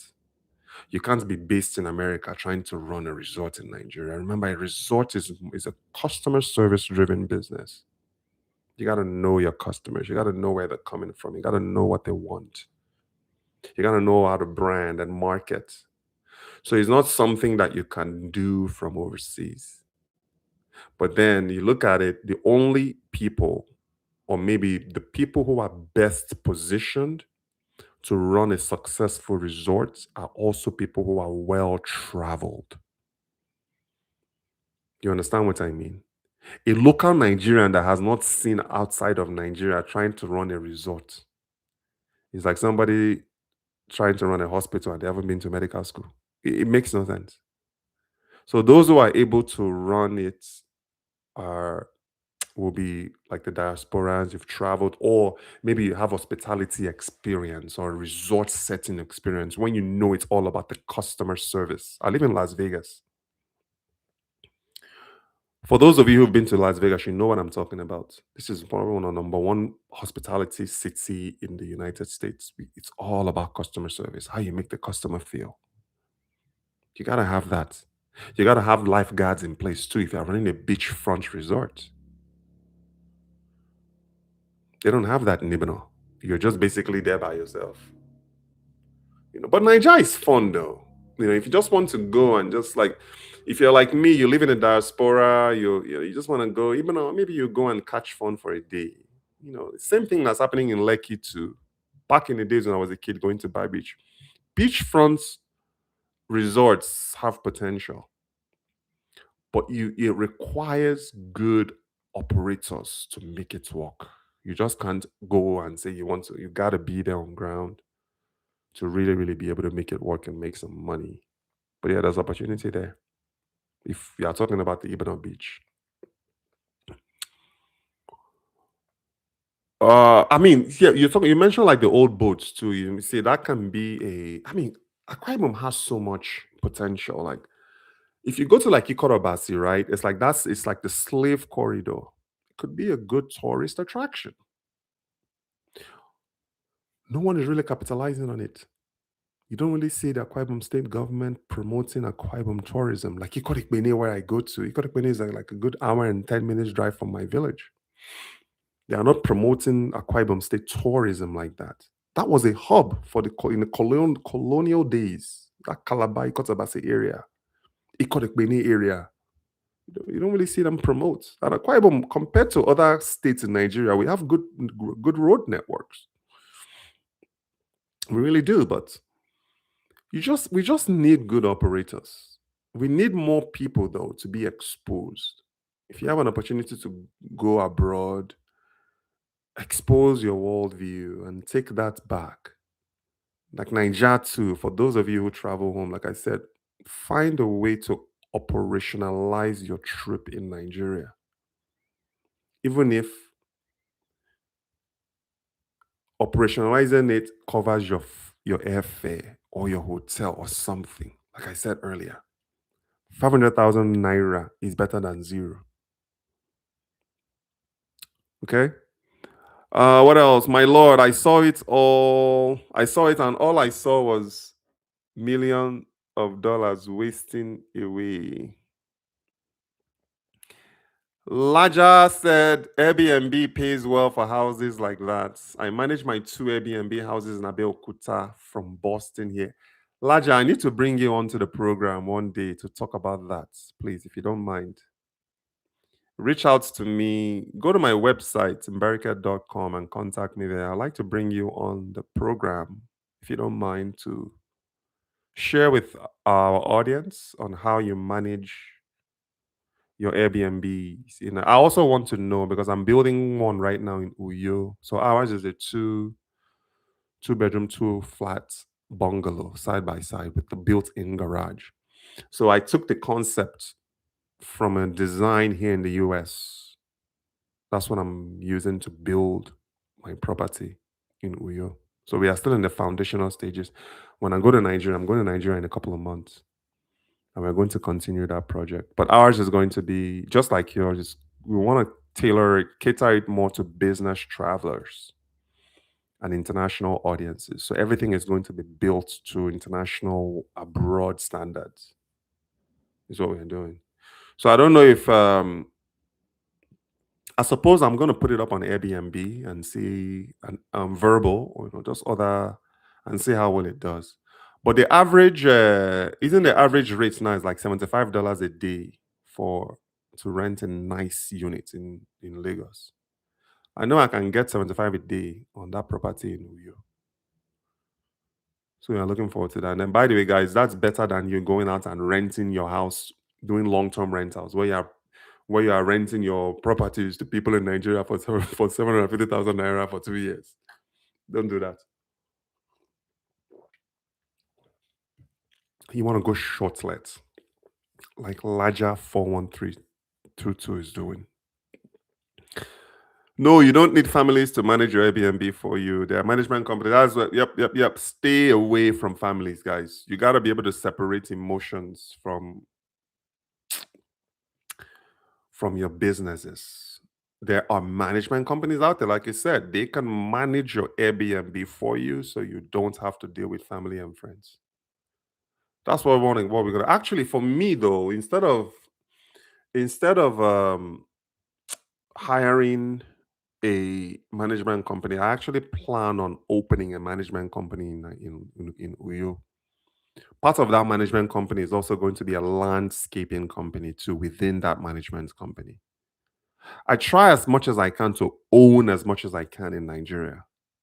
It doesn't always work out though for me, but I feel like owning a management company, I can not control, but I can better coach and train my my employees to not only manage our own portfolio, but also to manage others.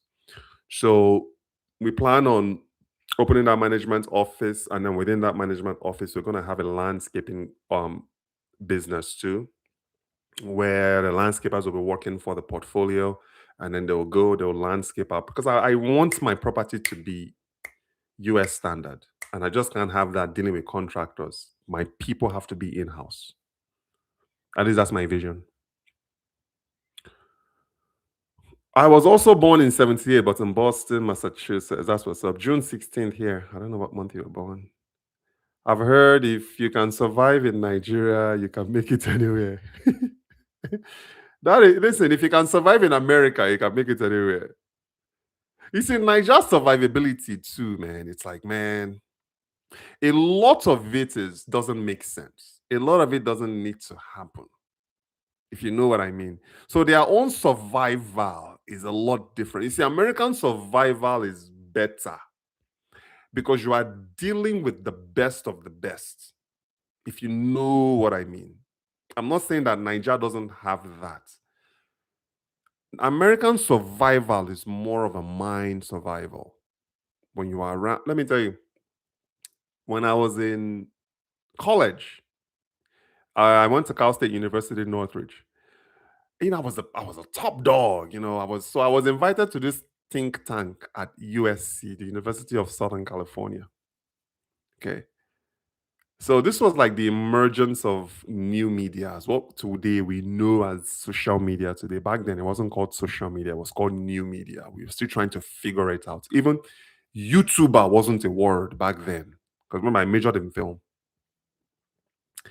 And my set was one of the first sets to start creating content for the web. So there was a lot going on. It went from new media to branded content. You guys remember that?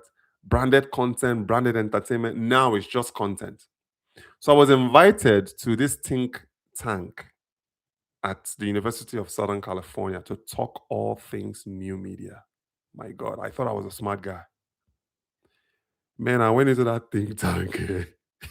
I saw people that they were like AI in human form.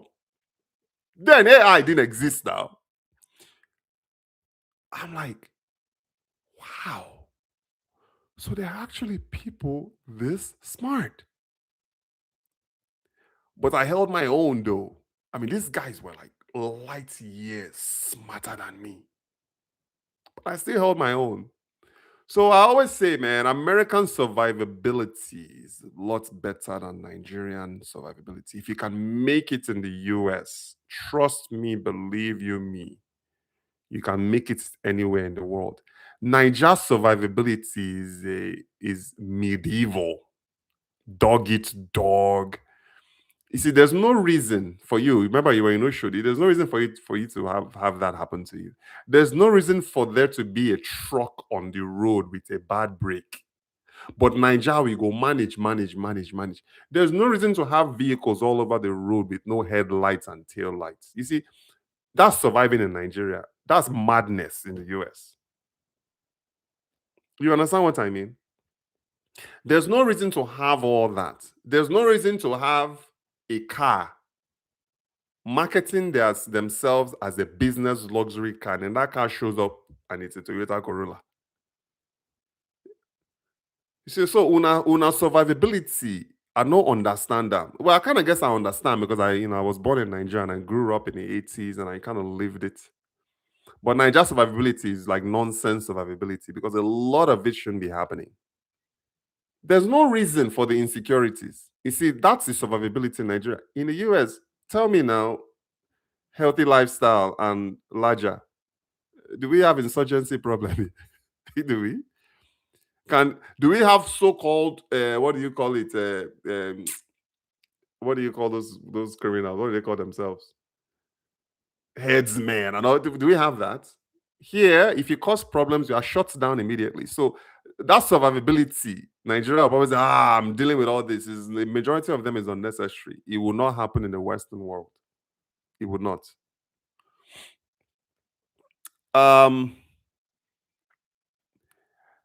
I was okay. I've yeah. So it's Nigeria, 8 and 8 hours is selling for 700K to be. Okay, dollars. Okay, I can see that.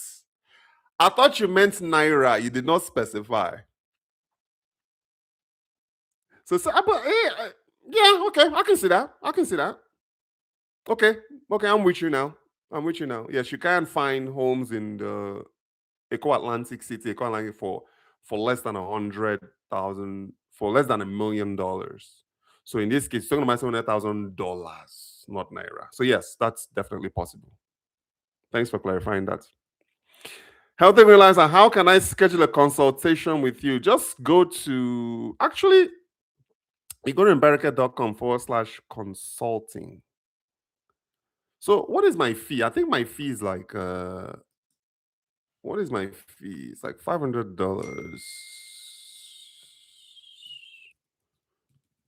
I'm gonna show you guys now.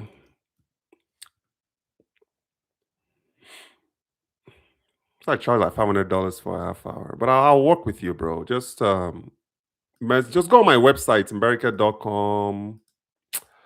Go to embarrated.com and just message me on one of those modules, and I'll work something out with you. I'll give you like a I'll give you like a viewer deal or something, or subscriber deal or something. I actually did a consultation this morning. I started my consultation at 11 a.m. till 12:30. So I'm working with a small business owner in Nigeria right now that's looking to reach a diaspora clientele. Yeah, so they hired me for 2 months. So I started the consultation with them today, and it's gonna run from today to the end of January. So yeah, if you are looking at entering the US markets, or even in the US looking at re-entering the Nigerian space, let me know. Like I said, my clients in Arizona, in Phoenix, Arizona, that we're trying to get back to Nigeria safely and securely. And the thing about me, guys, is I charge a percentage of the services that I provide. I always charge a small percentage, not too small, but also not too big. But if you're working with me, I know you're going to get best in class service, because I know the US system, I know the Nigerian system. And regardless of where you want to go, no matter what you want to do, you can always count on me to give it the like world class, best in class service. So yes, reach out Healthy Lifestyle. Go to embarrated.com and just message me and let me know what you want to do, and then we can discuss and go from there. What do you think about the Clips China payment system? Saving on the internet. I don't know that. The only payment system I know is it WeChat or something. I know China is very advanced though in digital payments. I started traveling to China. I started traveling to China in 2016. So I have a 10-year Chinese visa.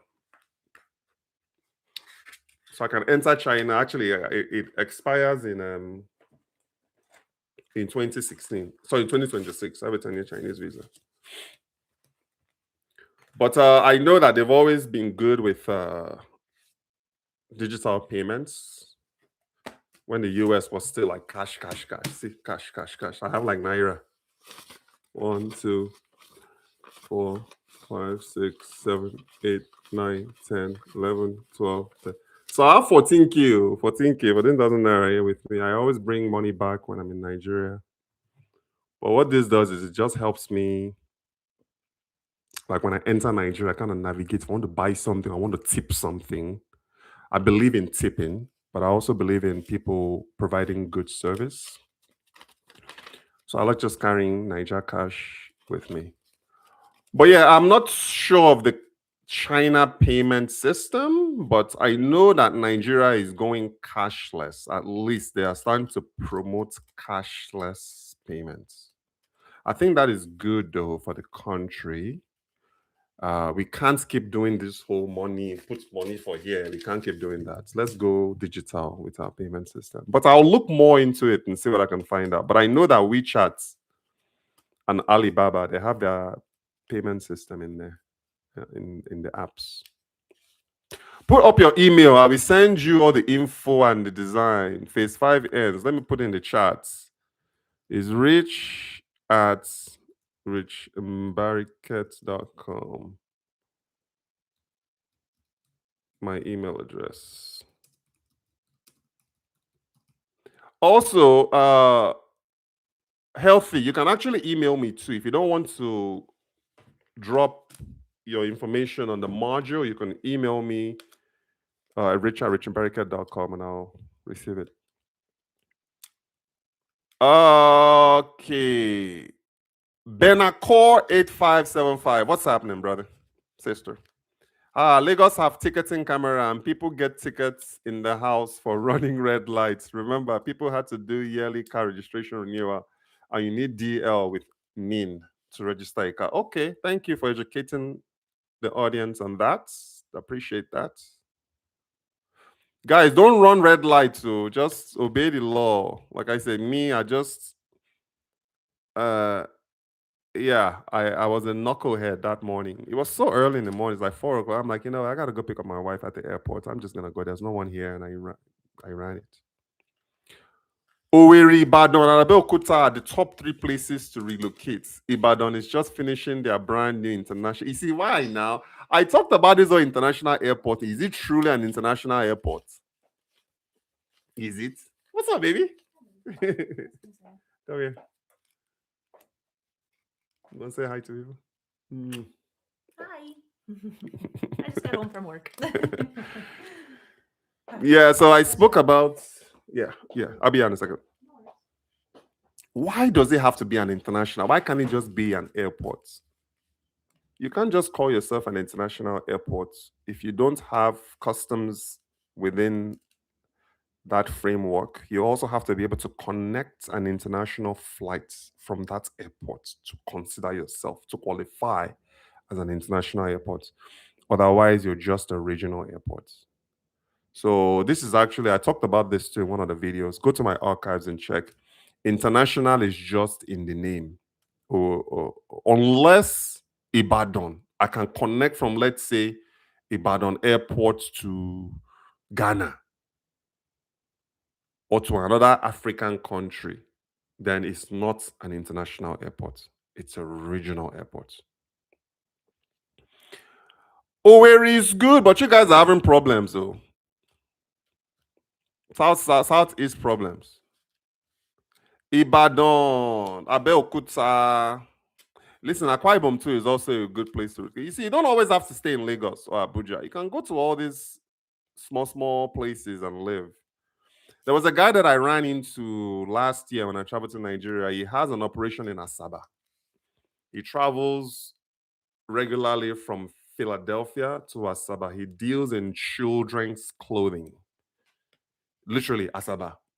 US, Asaba, US, as that's his route. He doesn't do Lagos. He doesn't, for me, I am Akwa Ibom, US.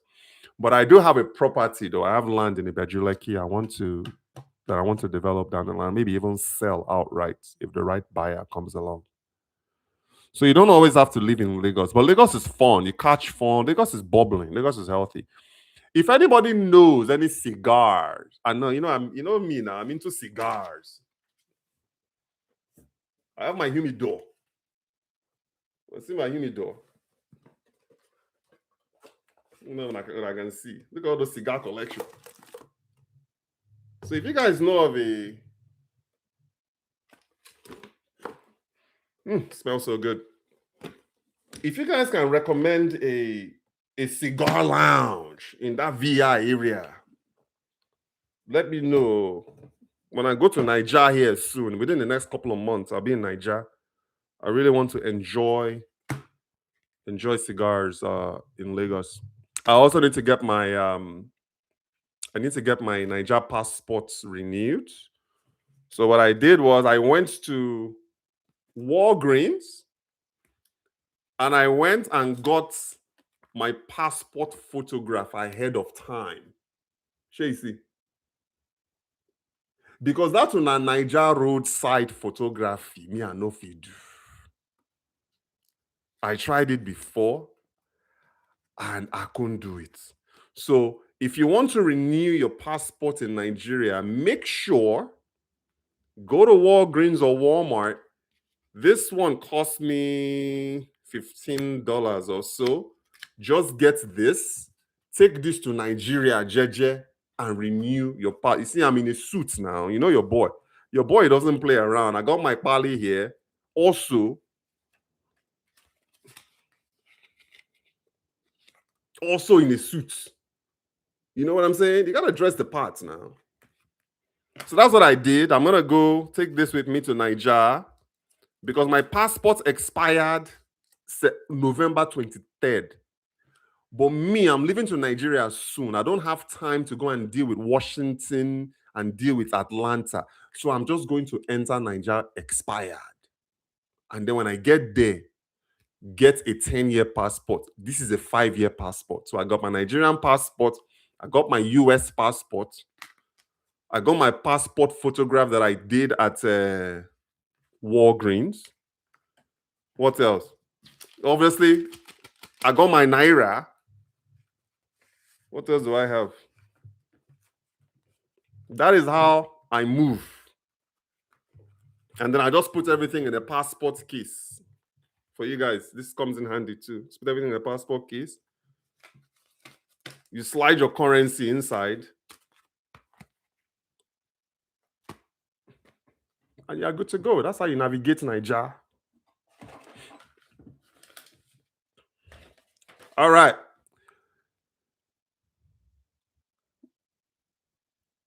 Okay. So we talked about Owerri, Ibadan, Abeokuta, International Airport. We talked about that. Benz used is super cheap right now. Buy a 2017 used 80k miles for 13,000 and ship it back home. Drive it when you go to Nigeria. End of story. Where do you buy your cars, though? Do you buy private party or do you use auction sites like Copart and there's another one called Auction Export? I know a lot of Nigerians use Auction Export to buy their vehicles. You see, my own, I'm the second owner. I bought it at a dealership. I'm talking about my Hyundai Elantra. But if you're going to buy it for used for 13, then how much are you paying? I'm talking about landed. So it can't be just 13,000. You might be running closer to about 20k altogether, though, including the shipping and the clearing for that 2017. That's a nice. So, but what kind of Benz are you talking about, though? Are you talking about an SUV or are you talking about a C class, E class, S class? That's what I do. If you have an opportunity, especially if you're traveling to Nigeria regularly, let's say once every 2 years, just get a vehicle in Nigeria. Don't get a vehicle in Nigeria. Send a vehicle from here that you know. And then just park it and leave it. Don't give anybody your key. Don't allow family members to drive while you're gone. I've been doing it this way now for 5 years and I have not had any problems. All right. The reason why the management company that I use in Ibadan works for us in the diaspora that own homes back home is because the owner is a Nigerian that returned home from America. There you see the diasporas, they understand the quality expectations of other diasporas. So that's, I'm telling you guys, you see, like this, my clients here in Arizona that's moving back home. That's also what she wants to do. She was in a consulting space in the US for quite some time and she's going back home and taking, all you gotta do is just take what you know. You find an audience. I'm telling you, there's an audience for the diaspora in Nigeria. There's a customer base. If you just create a business built for the diasporas, you are going to find customers. Because only us can relate to the quality expectations. We know.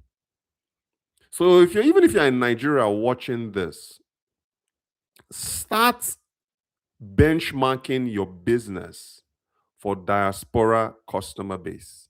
It will change your life because all it takes is one happy diaspora. And then they'll just start referring and recommending your business to others. Whether you're in the fashion space, you are in the home maintenance space, you are in landscaping, just make one diaspora client happy. Make the next one happy. Make the next one happy. And before you know what's happening, you're going to have a client base that you don't even know what to do with. That's how it works. Okay? Okay, a couple that moved back home from Canada actually managed mine. There you go. You see, yeah, trust factor. Trust is number one. Once you are able to solve that trust, and I've said this before in like past videos, it's like Nigeria, we have a diasporas. Two things prevent us from making moves in Nigeria. Fear is one, trust is the other. If you are able to remove those two barriers, you are going to gain a business for life. Because I'm more like I'm out. Some people might be afraid, or am I going to get ripped off? Am I going to, are they going to not do what they say they are going to do? You know what I mean? So that fear factor, or then the trust factor is, or maybe they've been born before, or can I trust this person to actually sew a shirt for me? Can I trust this person to actually tell me that the price of cement is actually 1,000 when it's 1,000 and not 10,000? You see, once you're able to remove the fear barrier and the trust barrier, that is usually the beginning of a good business, especially for those catering to the diaspora audience. Just alleviate their fears, break down that trust issue that they have.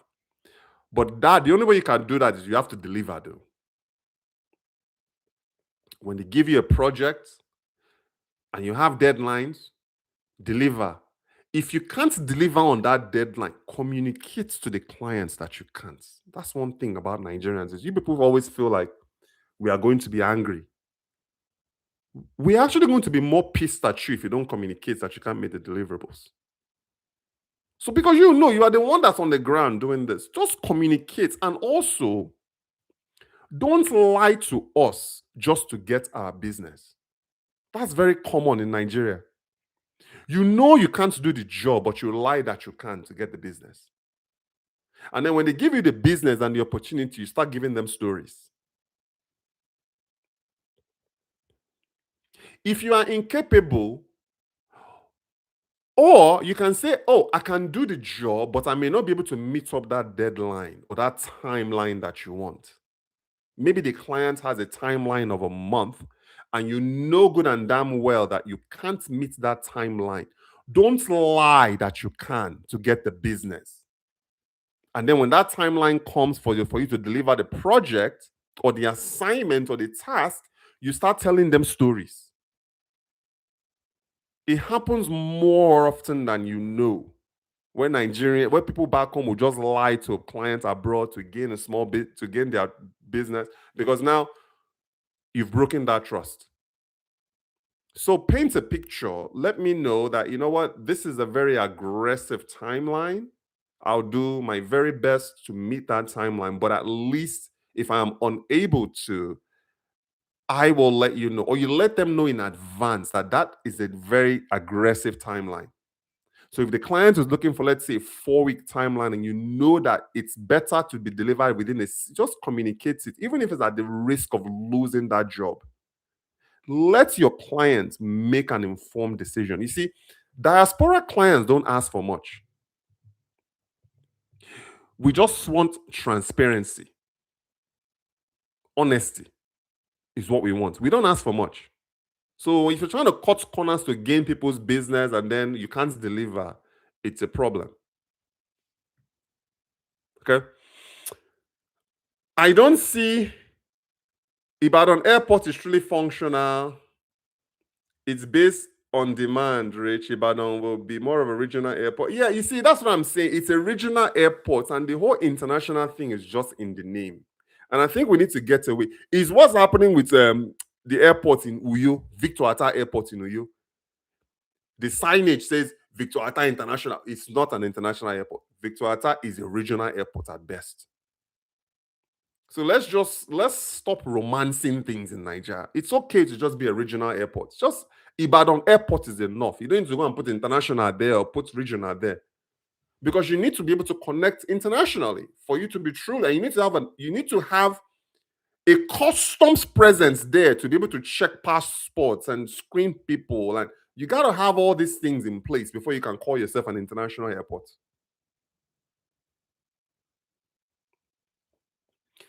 Yes, people are moving to Ibadan. I bet Lagos is oversaturated. Lagos is actually, there's no room in Lagos right now, to be honest. So people are moving away.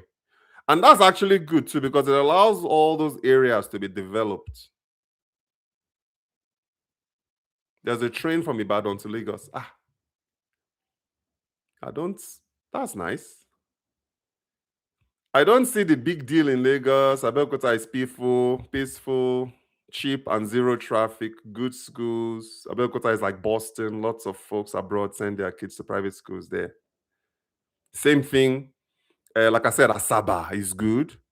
Akwa Ibom is good. There are all these regional, small cities that are successful now. A lot of people just think it ends in Lagos and Abuja.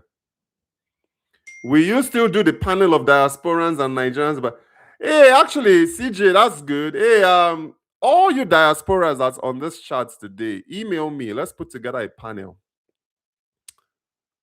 for the diasporas doing business or other activities. Like hey, COJ, Laja has a Airbnb property in Abeokuta, so it will be a perfect fit for that. Hey guys, email me, please. I want to organize. It's not going to be this year, though, CJ, because Christmas is coming. More than likely to be in January, before my trip to Nigeria. So yes, if you are interested, I'm going to put it here. If you are interested in the diaspora panel, please email me at richmbariket.com. This is a must, this is a requirement. You must live abroad,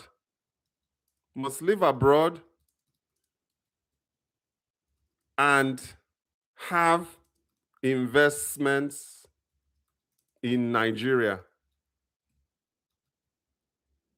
Remember, investments can be any business. It can be whether you own a restaurant, whether you own a clothing company, whether you export, import, whether you are in stocks, index funds, whether you're in real estate construction, it doesn't matter. We are not going to put a definition on, but you just need to be doing business in Nigeria. That's the whole point of the diaspora group. So if I can get everybody, maybe we can I have to program the system though. Maybe we can make this like a live YouTube panel. So you guys can contribute, obviously, and then others can join in through the chats. I think that will help a lot of Nigerians. Because I'm telling you, there are so many people out there that they want to start, they want to run a business back home, but they just don't know where to look or where to start. So if you're interested, guys, send me and I will start putting people together so we can do this diaspora panel. Good, CJ. Thank you for bringing that up. It's just, man, my in-laws are in town. My in-laws have been in town for a week. They came in for Thanksgiving. They're flying out to Minnesota tomorrow. And then it's Kate's birthday, December 9th. Then after that, it's my mother-in-law's birthday, December 20th. Then it's Nellie's birthday, December 30th. Then it's New Year's Eve, and then it's New Year. So December is a very, very tight month. And then you also, you have the craziness with Christmas that's coming up. So let's aim for CJ. I'm going to aim to at least try and get maybe 14 people. That's my goal. To try and get 14 people on the panel. And if you guys know anyone that might be interested, share my email address with them so I can start pipelining candidates. More than likely, we're going to do this on a weekend, like on a Saturday. Maybe a Saturday at like 12 noon or something. So we can maximize the reach. And I'll promote it heavily too. Yes. Okay. So they just photograph you on the spot in the passport office in Nigeria. Let me tell you, the last time I tried to do it, they sent me outside to It was I used the roadside photographer. It was so bad. The background was like red, and I was wearing a blue shirt. It didn't look well. It was for my old passport, the one before this one. Yep, yep. So yeah, you guys reach out on my email if you want to do this. Don't you guys want to give businesses to Nigerians in Nigeria? We do. I mean, there are some good operators in Nigeria too. This is going to benefit everybody. K Blackwell, 5514. Why doesn't Nigeria make it easier for African Americans to become citizens?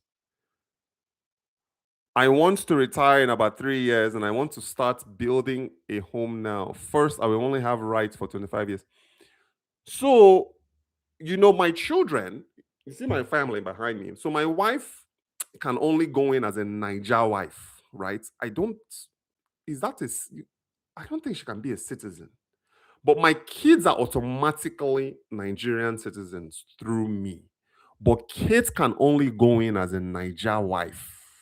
And it's something that I've looked into too. I think it's like, how much is it, guys? Is it like what, 400,000 naira or something like that?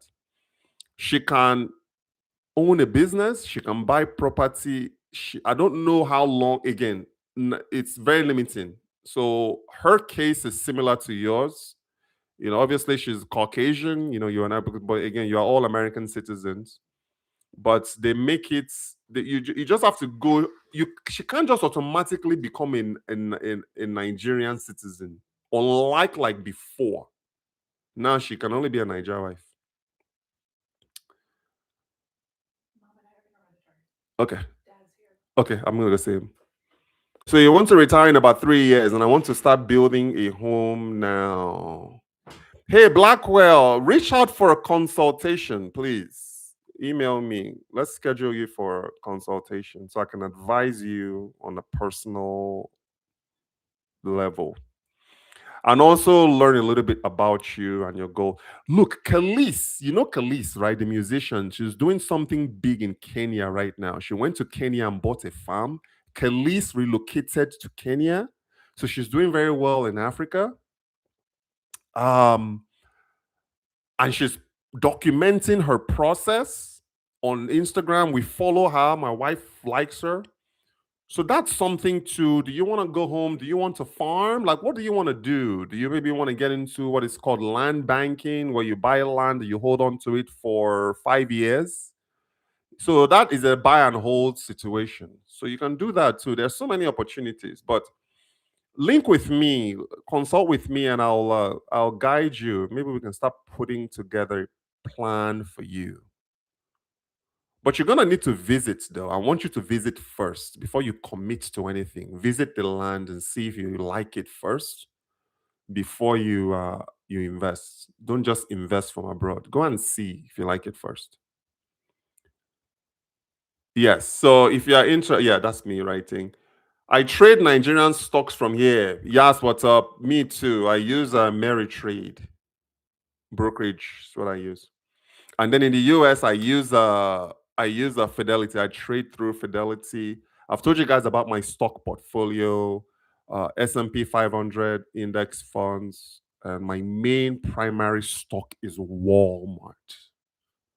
If you want a dividend stock that's not gonna go away, that's gonna be here, that's part of the American fabric, start looking at. Actually, just I bought a share this morning. Yeah, on the first of every month, I buy shares. That's like my program. I buy shares on the first of every month. So I bought Walmart shares this morning. So pizza, good for you. Dangote is going to is doing an IPO for Dangote Oil Refinery in Q4 of 2026. So you and I are going to be in a position to buy that stock. I plan on investing $1,000 in Dangote Oil Refinery, minimum $1,000. I just invested $1,000 in index funds a few days ago. So I'm not going to be aggressive though with my securities investments in Nigeria because it's not a market that I understand as well as I understand the US securities market. But Dangote Oil Refinery is one that I'm looking at. I have Boa Foods, Peter, if you're into that, you can look into Boa Foods. Okumu oil, that's a palm oil stock. You can look into Okumu oil too. It's like 1,500 naira per share right now. So just basic little stocks. Like my boy, I have a friend he's in Baltimore. He used to live in New York. He's in Baltimore now. Like, I mean, he has everything from like Dangote cement. He is more into the banks. He buys banking stocks. That's his thing. So he has Zenith. He has other major banking stocks there. But me, I'm more of a food and oil kind of guy. He's more into like banking. Okay. Nigerian stocks have been growing. So which one do you buy, Peter? You mind sharing with us like your top positions? For those who don't know what positions, it's like your top stocks. Like my top position right now is Walmart. And then just through the S&P 500, I have access to like Google and the Magnificent Seven stocks through the Fidelity S&P 500. So like I said, I just put $1,000 in stocks on S&P 500. And I shared that with you guys. I shared the screenshot with you guys a few days ago. Yeah, okay. Nigerian stocks have been growing. Okay. So yeah, CJ will be great. Yeah, all you guys are gonna be on the panel from CJ to Laja. Even you, Peter, man the great. Please, you are investing in Nigeria. I want you on that panel too. So right now, I can already see 3 qualifying panelists. Get you on that panel, Peter. So you guys email me. If you are in the US doing business in Nigeria, investing in Nigeria like Peter and I, we are in stocks, we are in real estate, we're in exports, and then CJ is in also real estate, Larger is in real estate. Let's all come together, do this live panel, and try and push it out, try and get more Nigerians investing back home. Can you advertise it in your community tab? I think so. I'm going to look into, actually, let me see if I can pin that. If you are interested in the diaspora panel, please email me. Let me pin that one. Pin message. Okay. All right. So I've pinned it, CJ. Hopefully that when this gets played back, this is going to get played back. So people will see that pin and they will email me. We can put people together. At least my goal is January. Let's aim for January. Okay. Your wife is a Nigerian. She married you. It's harder if the woman is the Nigerian. That one is not allowed. Is it so? From what me I heard, they kept telling me that she needs to be a Niger wife status. Because I remember back then, you could go in and get a Nigerian passport for your spouse. Now they're even telling me that she wouldn't even be able to, even with the Nigerian wife status, they're only going to give her a card. They can't issue her a Nigerian passport, from what I've heard. But if you guys have a connection, Mona, let me know, because I want her to have that green passport with my kids. All of us, we have our US passport. Actually, the girls got theirs where they were like 1 and 4, because we wanted to go to Nigeria, but we decided, you know what, they're too young. They're not going to have any memory of it. So let's wait a little bit until they're older. So now Nelly is going to turn 4 in 3 weeks. Actually, at the end of the year, December 30th, she's going to turn 4. So now they have that memory. We can now comfortably take them to Nigeria. And now they're not even going to be, you're not going to really struggle as far as traveling with them anymore, because they know how to move. My kids have been traveling since they were babies. So they know their way around, sitting at the airport, checking in. And now that I have a TSA pre-check, you guys also get into it. If I traveler like myself, I just got TSA pre-check. I was using Claire for quite some time, but I decided, you know what? I don't want to take off my belt. I don't want to take off my shoes. I don't want to do all that. So I ended up paying $80 to get TSA pre-check. And now Kate is going to get on that program as well. So in that way, we can just breeze through the airport. But that's only applicable to US side, though. I don't know if Nigeria honors TSA pre-check. If you do, let me know. Kelly is advertising Kenya a lot. Good for her. I wish she was in Nigeria, but Nigeria, we don't think now.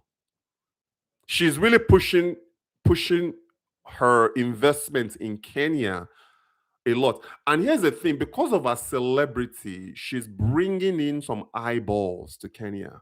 A lot of American media companies now interview her regarding her. Maybe though, CJ, I'll reach out to Khalees. I'll just shoot something blindly. It's a long shot, but I'll reach out to her on Instagram to see if she'll be interested in joining the panel, at least maybe providing some sort of insight from her perspective in Kenya. Sierra is busy in West Africa. That's good. That's good. That's good. We need more investment. But Nigeria needs to open up Nigeria to the world instead of everything being China, China, China all the time. She's our wife now. Point of correction, Rich. Our wife is the right phrase. I know, right? Niger wife.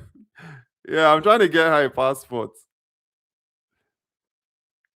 Benin Republic. CJ is Benin Republic. I don't know. CJ is Nigerian though. Where are you getting Benin Republic from? I only trade SPY, QQQ, option spread. Okay, I have to look into those positions. Okay, I'm buying more in energy companies in Nigeria. I mean, well, Dangote Oil is technically an energy company, so I think you're gonna do okay with that IPO when it drops next year. I'm telling you guys, securities is the future, and I know. Uh, Look, I've said this to you guys before. You need three things to be rich: start a small business, consistently buy index funds and stocks, and then get into real estate. Those are the three ways, guys. You heard that from me. Start a small business. All you guys abroad, you know what I'm talking about. Just go and register a small business. Start it. Consistently invest in securities. And then real estate. Real estate could be a home that you own, it could be a rental property. You're already doing that, CJ, with having your property in. So that can qualify as your real estate portfolio. You have a business. If you're not into securities, guys, get into securities. Start buying index funds and stocks. As you guys can see, Peter is invest in stocks in Nigeria, and then so do I. Also invest in stocks and index funds here in the US as well. Yes, Bua, Transcore is good. Even Ikeja Hotel is doing okay. I've been following them through the app. UBA is good. First Bank, those those are like the legacy portfolios. So those ones are good. Me, I just stick to just food. I've been visiting since 78. It's something that I should have done years ago. I waited to do it when I got old. I just want to rest and travel and enjoy my social security. That was what I wished for my dad, but unfortunately, my dad passed on before he could do that. Because we had planned for him to move back to Nigeria and just live off his pension and social security. That was easily a good $5,000 every month in Nigeria. Imagine, convert that to Nigeria. But then unfortunately, my dad didn't live to realize. He died at 69 in 2020. Yeah, because he had lived in the US since 1977. And it was just time for him to go back home. And we just figured, you know what, you're gonna go back home, you're just gonna live. I would have been managing his finances in the US, meaning I was his executor. I'll be the one sending him money every month, making sure that he's taken care of, at least to live out the rest of his life. That was the plan. And again, it was just based off of his pension and social security. That was the plan. But then, unfortunately, he passed away in San Antonio, and I had to get everything prepped and buried him in Nigeria because I couldn't. There was no way I could bury my dad in the US. I'm the first child and the first son, but I made sure he was given the, what do you call it, a befitting burial for those. And maybe I can do a video on that too, on how I buried my dad in Nigeria. Maybe that, if you guys are interested, let me know. Do something like that to help you guys out. Peter wants to be on the panel. Peter. Yes, shoot me an email. If you want to be on a panel, shoot me an email. If you have a business in Nigeria, you are based abroad, you have investments in Nigeria, shoot me an email and I will respond. And I will start pipelining, guys. Once we get to at least maybe 10, we can all. I'll schedule the date, see what works for everybody. But I think it's gonna be a banger. We just schedule it, like I said, for Saturday, and do maybe like a 3-hour panel or so. But like you, I will not rule out doing some consulting just to have something to do. I'm telling you, great. If you have you have knowledge, you have the expertise, you can take that back home and coach Nigerians and teach Nigerians everything that you know. Come on in. I'm wrapping up, girls. Aliko, Ella Lakes. Aliko, who are you? Do I know you? Hey girls, hey guys, let's continue this another time. I'll answer these questions in another episode, okay? My girls are home, I gotta get going. Hey, thank you guys so much. I really appreciate your time. Hey guys, be sure to share this, okay? And subscribe. All right. Sorry, the girls, it's our wifey came, then the girls came. So hey, I gotta get going, all right? We'll talk soon, okay? All right. Bye guys. Bye.